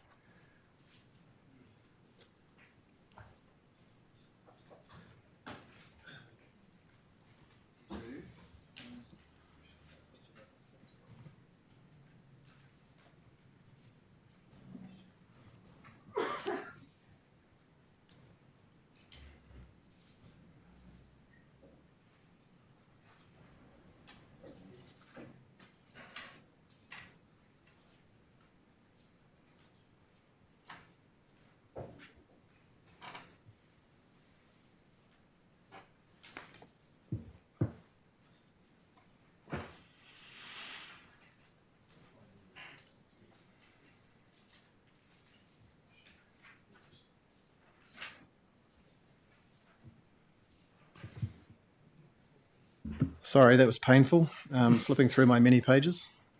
So you wanted to break down by core services. So surplus 5.4, Q.3. Actually, no, sorry. I'm going to have to, I thought I had it here. I'm going to have to come back to it, unfortunately. Do you want to come back to that during that briefing that we're going to have? If we can have an answer to that question so we can interrogate that, that'd be great. Yeah, I'll keep looking. Yep, thank you. Any other questions on this core service? Just one question I had. Do we have any delivery challenges, or are we up to date with or going to meet some of our delivery targets?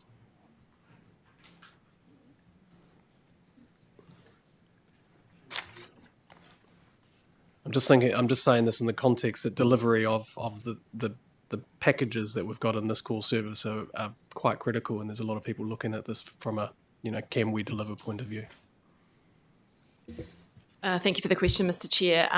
So in regards to delivery, particularly for the flood, civil defence and harbours work, we are currently on track. There has been some flood work which will be accelerated this summer construction season. To aid with that delivery, we're looking at taking on some fixed-term engineers moving into the next 6 months, because we do need to start work on the ground that summer construction season. So we are currently on track, but we are very busy. No, that's good. It's good to hear that, and maybe just feed that back through the core service lead so we can get an update.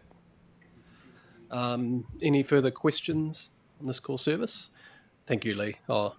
Have you finally got the answer there? Well, the trouble is I've got the numbers, but I'd have to get out the calculator to work out the surplus, which was your question. I've got revenue and expenditure, but not the surplus, so we'd have to come back to you. Yeah.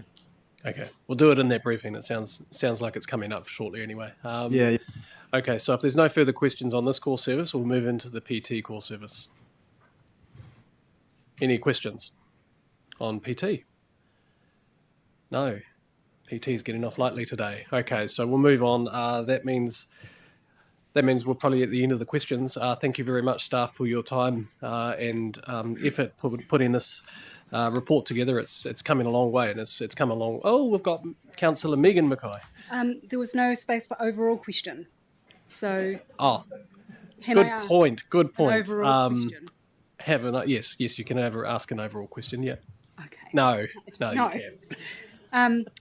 So, look, this is quite similar. I asked a number of questions on the annual report, but I put them in writing. I sent them through because as news councillors we're asked to do that, and I've got a good response, which is your questions will be answered. All become clear in the briefings, so that's great.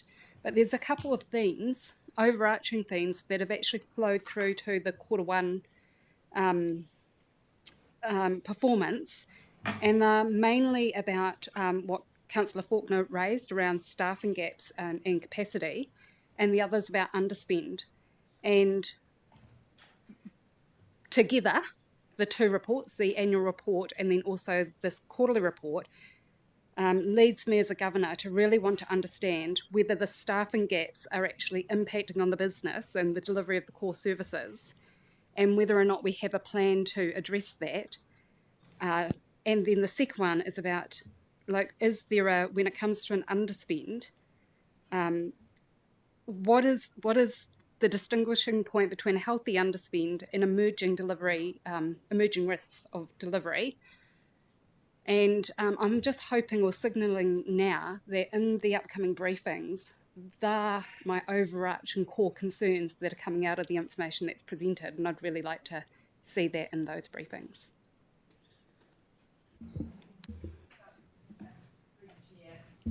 Through the chair, thank you very much. We are taking a continuous improvement approach to the reports, and also we need to adjust to the types of questions that that you ask and the level of details required. So, really welcome.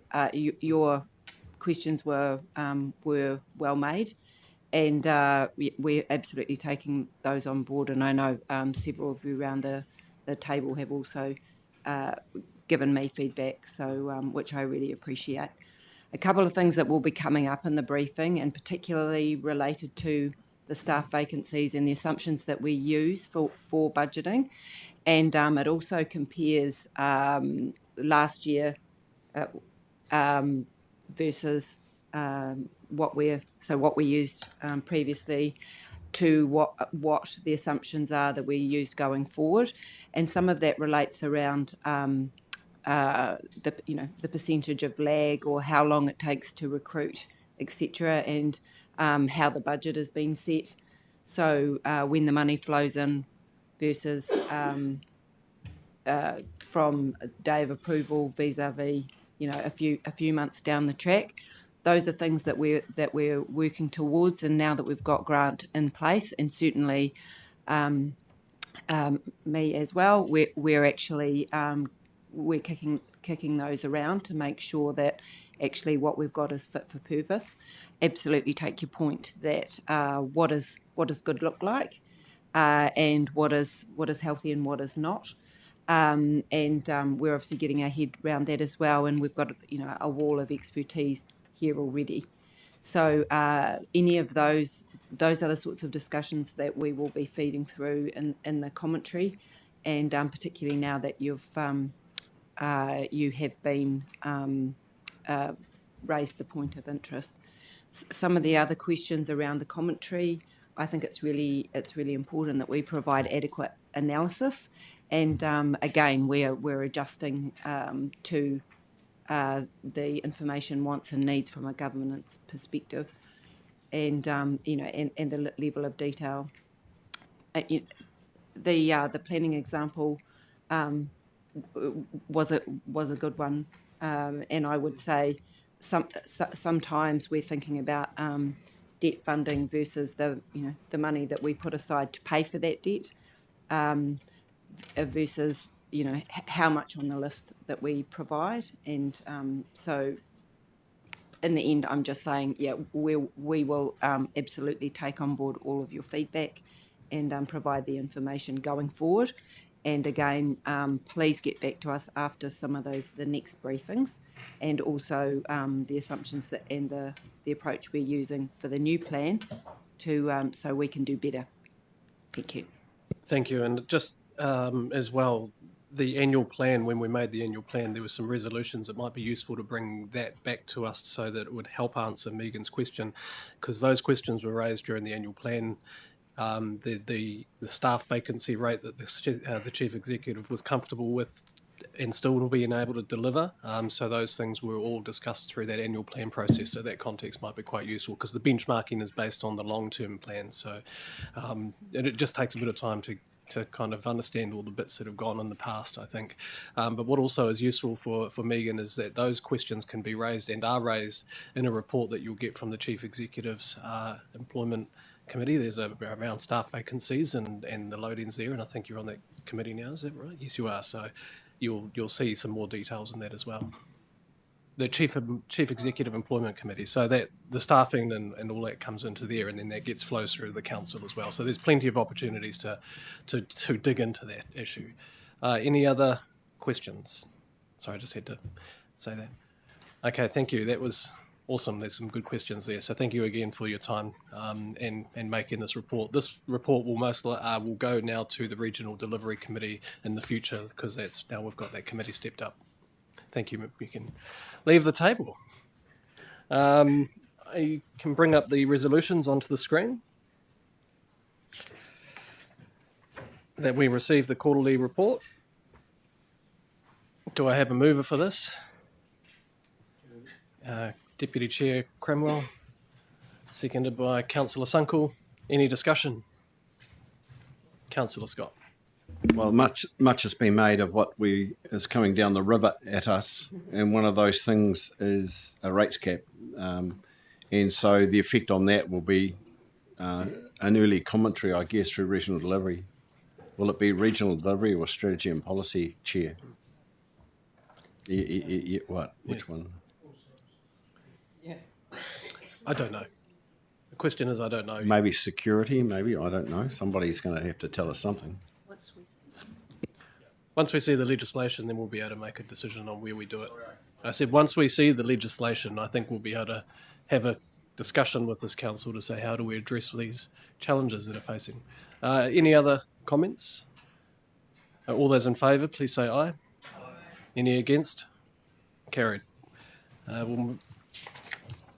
We'll move through to item 10.1, which is Council Resolution Status Report and requests for the new Triennium of Council. This is page 58 to 68 of the agenda. Recommendations are on page 58. David Penanara O'Connell is going to introduce this report. Tēnā tātou katoa. Nei rā te mihi kia koutou. Thank you, Chair. I'll take the report as read and welcome any questions. Any questions from councillors on this? Councillor Sunkel. Thank you, Mr. Chairman, and if I might, through you, address a question to the Chief Executive, please. Given the flux that is they are living in, the knowledge that we have RMA reform coming, and that there will be significant changes landing upon us somewhere in the second week of December, and a recognition that any transitional processes may well not be put in place by the government until October, almost 12 months away. What assurance can you, our Chief Executive, give our collective communities that we will in fact try or attempt to put some transitional processes in place, given once the RMA reforms land, the knowledge will be in the communities, but we will still be technically required to give effect to where we are today. So can you give our community some assurance, please? Thank you. Through you, Chair. I really appreciate the question. It is something that is a matter of real interest across our communities. Councillors will be aware that the RM system reform legislation is imminent. As you say, I'm expecting that in the next 2 to 3 weeks. Councillors should also be aware that we have been directly involved with central government in through Te Uru Kahika, but also all of the public information. We have some clarity perhaps on the direction of travel, certainly the interests of government. And in doing that, Councillor Sunkel, what we're trying to do is map pathways of change and how those might affect this council and our plans. My intention is that as soon as that legislation is in place, we have the clarity and we'll be able to map out next steps. Once we understand how far we can go and how to build that bridge, I want my staff to work with the communities and particularly those leaders in the communities so that we can test what our intentions are to make sure that they will, one, land well, but also clarity about what we can and can't do. And I'm expecting that to come as quickly after we know the information and certainly share that with council.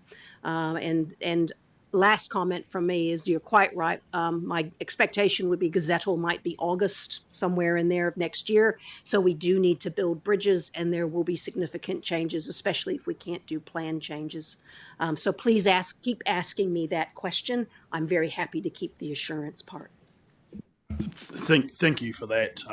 I guess I want to know now, but given we don't know what the legislation is, so thank you for the conversation that this organisation has had, and we need to really socialise that in our wider communities, recognising the tension that's been out there for 12 months or more as these things sort of come to a head. Thank you.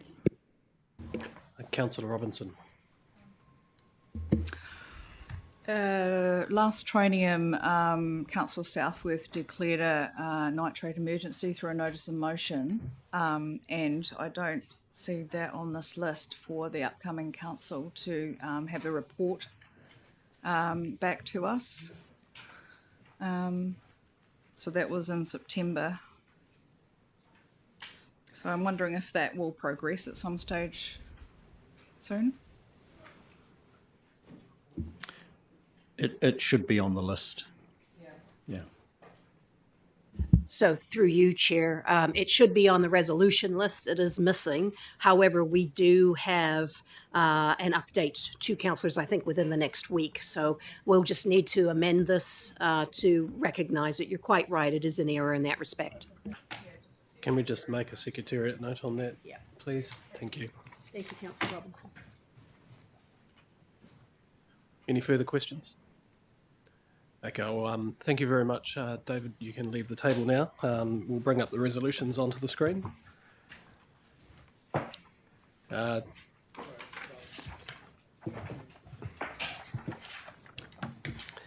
I have a mover for these recommendations?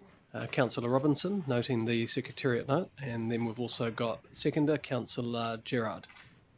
Any discussion on this? All those in favour, please say aye. Any against? It's carried. The next one is we're moving into the previous committee activities and minutes, which is page 69 to 87 of your agenda. Recommendation is on page 69. There's also the refer to the attachment 10.2.1, which is on page 162 of the separately circulated attachments document. Again, we've got David Perinara O'Connell coming to the table. I got it right the first time, and then I got it wrong the second time. I was just tongue twisted. To introduce this report, we finished the sentence. Again, Chair, I'll take the item as read and welcome any questions. Any questions? Seems like you might be getting off lightly. Thank you very much. You can leave the table now. We'll bring the resolution up onto the screen. If we can have a mover and a seconder for this. Councillor Ward moving. Councillor Faulkner seconding.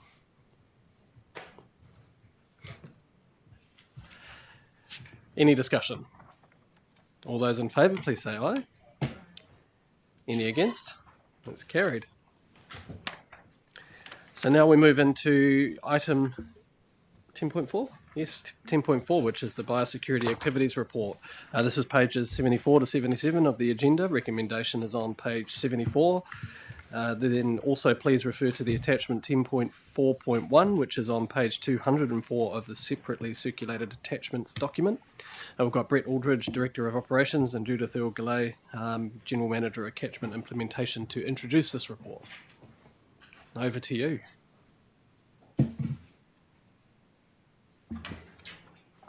Thank you, Mr. Chair. Good afternoon, councillors. Yeah, so you have before you the annual Biosecurity Activities Report for 2024-25, which is progress against the Canterbury Regional Pest Management Plan. We spoke about this last week briefly in a 15-minute briefing that we gave you. Today we'll be asking you to receive the report, and note that once received it will be made public and on the website. Perhaps there's a couple of points I'd like to make, take it as read, but a couple of points I'd like to make before I pass to Judith. We are missing some outputs and targets, and some outcomes are at risk, and you will have read that through the report. We are in year 7 of the delivery of this plan, and so we are starting to get some real clarity on where the strategy is working and where it is not, and also whether our tool settings are right. So this sets us up nicely for the review of the plan in 2028. Perhaps I'll just leave it there, and Judith, is there anything you'd like to?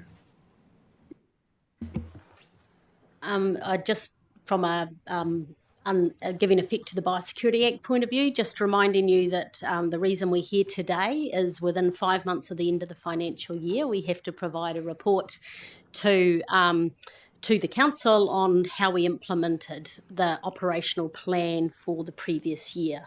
So this is that task. 5 months is the 30th of November. So it was important to get to this meeting to meet our compliance with the Biosecurity Act. Now, the previous council back, and I jotted the date down, but I think I've, the 13th of August did endorse I've forgotten the resolution wording, the operational plan for this current year. So that's already happened, and we'll be back around with a rhythm later on next year with how do we go against implementing that operational plan. So I just wanted to just highlight that connection through, but I'm happy to answer any questions. Councillor Scott. Yeah, I wouldn't mind asking a pretty direct question to you, Jude, and also I'll make a comment, I think, once we've passed the resolution. So we set up the biosecurity management committees, and we did it to be more inclusive in terms of people that have a concern about biosecurity matters. But as at the Wild and Pines Conference, and you were there yourself, it was like you have a national strategy, you have a regional strategy, and people in your backyard need some sort of strategy. And that's not a wide group, it's more of a specific group. Do you think there's an opportunity? And we've only got rabbits, I think, in Makapo, Rufagresis on our pest management, which is the wallaby, Bennett wallaby. Do you think that we need to have more focus in terms of those areas? I mean, the containment area has a problem. And, and if you're below 3 on the Guildford scale, you don't actually have to do anything. But that, transition of those pests through that area cause a massive thing. And so what I'm asking is, do you think that committee serves a good purpose, or those committees serve good purpose? The biosecurity advisory groups are a great way to get champions that are local people, giving intel from the ground into our staff and the community, and us sharing messages out. They're quite different. There's 4 of them across the region. I think the next meeting, that's going to be one of you who's on the council reps on those committees. But it's a bit tricky with a problem like wallabies as to whether that's the forum it needs to be had. I think we'll be raising the issue around, the challenge for us to meet the goals we've set ourselves around even managing in the containment area coming up through, especially with our eye on the long-term plan. So you'll be hearing a lot more about that. But it's that role of that aspect in the those biodiversity advisory groups. It's a nice space. It's a good space for conversation and awareness and knowledge and getting intel and how is our messages hitting the mark or not, and champions and eyes on the ground, but not at the moment. We're not seeing there's potential to use those in different ways. Yep. So as part of the formation of those biosecurity committees, and before that, the committee structure before that was, 2 or 3 people, but they had a passion for what they were trying to achieve, turned up, and meetings were very short and sharp, and agreement was quite easily gained. I'm just wondering whether we're actually overcomplicating the stuff. So, I mean, that's the other point. You don't need to answer that. That's just my opinion. Councillor Robinson. It's on topic, but it's slightly off topic. Just with regards to pest species, sort of marine species like the fanworm situation. I know we have good relationships with MPI in addressing some of our other land-based pest species. I'm actually just wondering if there is some sort of ability to look at some of those, the resurgence of some of those marine pest species and or at least have an oversight of it. It doesn't have to be on the pest species list, but it will affect in due course some of our harbour services and our mana whenua partners and everything. The reason being, I was just watching what's occurring in South Australia, some of their massive algae blooms and some of the foreign species that come with those, and I just want us to be prepared. Is there an ability to at least have some sort of discussion at some level? So slightly outside of this topic, given this is a report on our current RPMP, but appreciate the opportunity, so no problems there. Look, We've already indicated we're looking at the review of the RPMP, and it starts with an efficiency and effectiveness report of the pests we've identified. Now, to get a pest in the report, in the plan, it has to meet a whole bunch of criteria around who pays, who benefits, does it make an impact, etc. So that's quite very different to the resource management type legislation, the Biosecurity Act.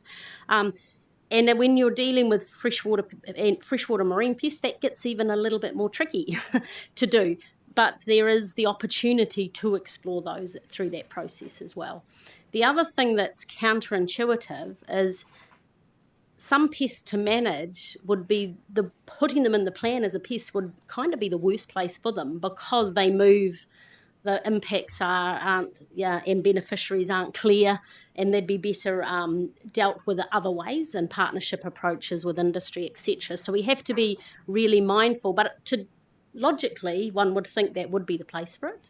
But the way the Act sets out is makes it, in some cases, especially mobile pests, not the best place. So those will be some of the discussions we'll be having, and we are looking at how we brief you a bit more about our biosecurity work in the new year as well. Yeah. Councillor Davies. This kind of brings me back to that collaboration piece that I was talking about in my speech, and I'm wondering for this organization if there is a place to take in wider and deeper knowledge about these threats, because for us to try to do it all, particularly in the ocean as well, we don't have the money. But there is a lot of knowledge out there. And if this organization is able to think collaboratively, can we do this? Can we allow other knowledge to come in? Can we use it? Can we work together? That I'm just putting it out there for all of us to think about. Councillor Mackenzie. Just very briefly, who sets the criteria for how you become a pest? I badly worded the question. Are you trying to rewrite the rules for Who sets yourself the here, criteria? Ian McKenzie? It's the end of a long meeting, isn't it? But that's right. Do we need to draw there? Yeah, I'd have to come back with you. I can't remember, but it is balanced on that whole. No, I mean ultimately this council decides on what's in the plan or not. So do you want that pest in or not? Yeah. Yeah. So that would be Canadian geese. I've got a pet peeve on those things. Sorry, I've digressed. I can't do that from this seat. Any other questions? No. Thank you so much for the report, and it's really an important piece of work, and I'm looking forward to seeing how we can get into the space of the building the new plan. So thank you. So may I have a mover and a seconder for this report? Councillor Scott and then Councillor Lamont. Any discussion? Councillor Scott. Look, I think there's an opportunity for us with 28 coming up and the review of the Canberra Regional Pest Management Strategy to look at actually how we actually communicate back into those communities, because I know Nick and I have spent some time with communities that have been affected by wallabies, and there's a real distance between what's in the containment area and what's outside the containment area, because the other things that are inside the containment area is the dock estate and also some Lynn's land. And, you know, as we go along our discussion with these things and other pests also, they become the exacerbator. And I feel a bit sorry for DOC because their funding sort of goes like that, depending on what's going on. And I don't think they're really truly good managers of their estate, the DOC estate. And you will see the Wilding Pine thing going on at the moment about, hey, should we get back in there and graze some of that land? Now, so we've got this thing about pulling the lever. Every time we pull a lever, it goes too far one way, and then some other characters come along and they pull it too far the other way. And we can't see to do anything apolitical about these things. And we need to take that approach to them, because these are becoming significant issues for us. And you know, while people aren't getting food and all those other things that are going on, our estate's going to hell in a handbasket. So I just think that we need to concentrate, Chair, about this and how we go about that. And that's my comment was to Judith, was about, hey, do we need to actually have more sort of like gingery groups around these things? And you know, we've got needle grass. We've got a whole lot of things going on too. But yeah, so that's my point. Councillor Robinson. I was actually just going to add to that, because I think actually the way we look at it, we just need a different way of looking at it, I guess. I mean, pines draw out a lot of water from the environment, and I think if we give it a different oversight of how we need that water, maybe for something different, for, you know, energy or something else, then we might have more of a grasp at what we can do to actually eliminate them. So, you know, things may change. It might get a bit more appetite, but yeah, I understand where you're coming from. Any further debate on this? No, so I'll put the motion. All those in favour, please say aye. Any against? It's carried. The next item is the 10.5 report from the Chair, which is pages 78 to 104. Recommendation is on page 78. I will introduce the report. I'll take it as read. There will be, in future, a section in this report for the Deputy Chair, and then opportunity for councillors to also have a say on any particular matters that they work in interest. So we're just trying to work out how we provide the opportunity for councillors to also have a say on anything that they want to have a say in. If you'll notice on item or point 3, it's the first Chair report, and we wanted to keep it brief. Well, it's ended up being about 30 odd pages because there's been a lot of letters that have been sent to ministers, to different people who have presented to the council, and responses that we've needed to give. So it's also filled in because we sort of started, and then it's just blown up with all the amount of stuff that that I've been doing, and also Iaean has been doing. So it's an honour to be elected by everybody here, and Iaean and I have been working very closely to make sure that everything gets sorted out, and it's really awesome. So have you got any questions on the report? No. So can I please have a mover? Councillor Davies, a seconder, Councillor Ward. No discussion. All those in favour, please say aye. All those against? Carried. So we're going to go into public excluded. So there's a recommendation to go into public excluded, which is on page 105. Can I have a seconder? Councillor Campbell.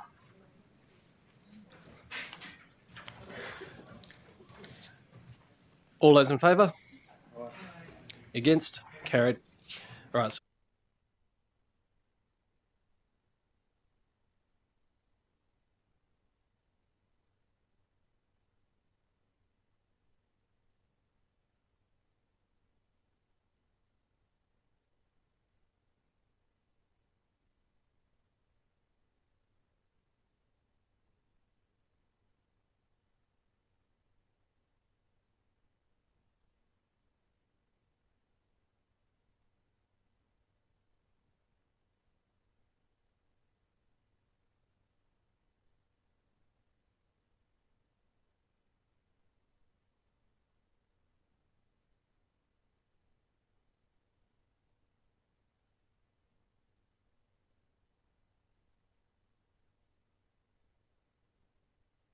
So we'll just get the...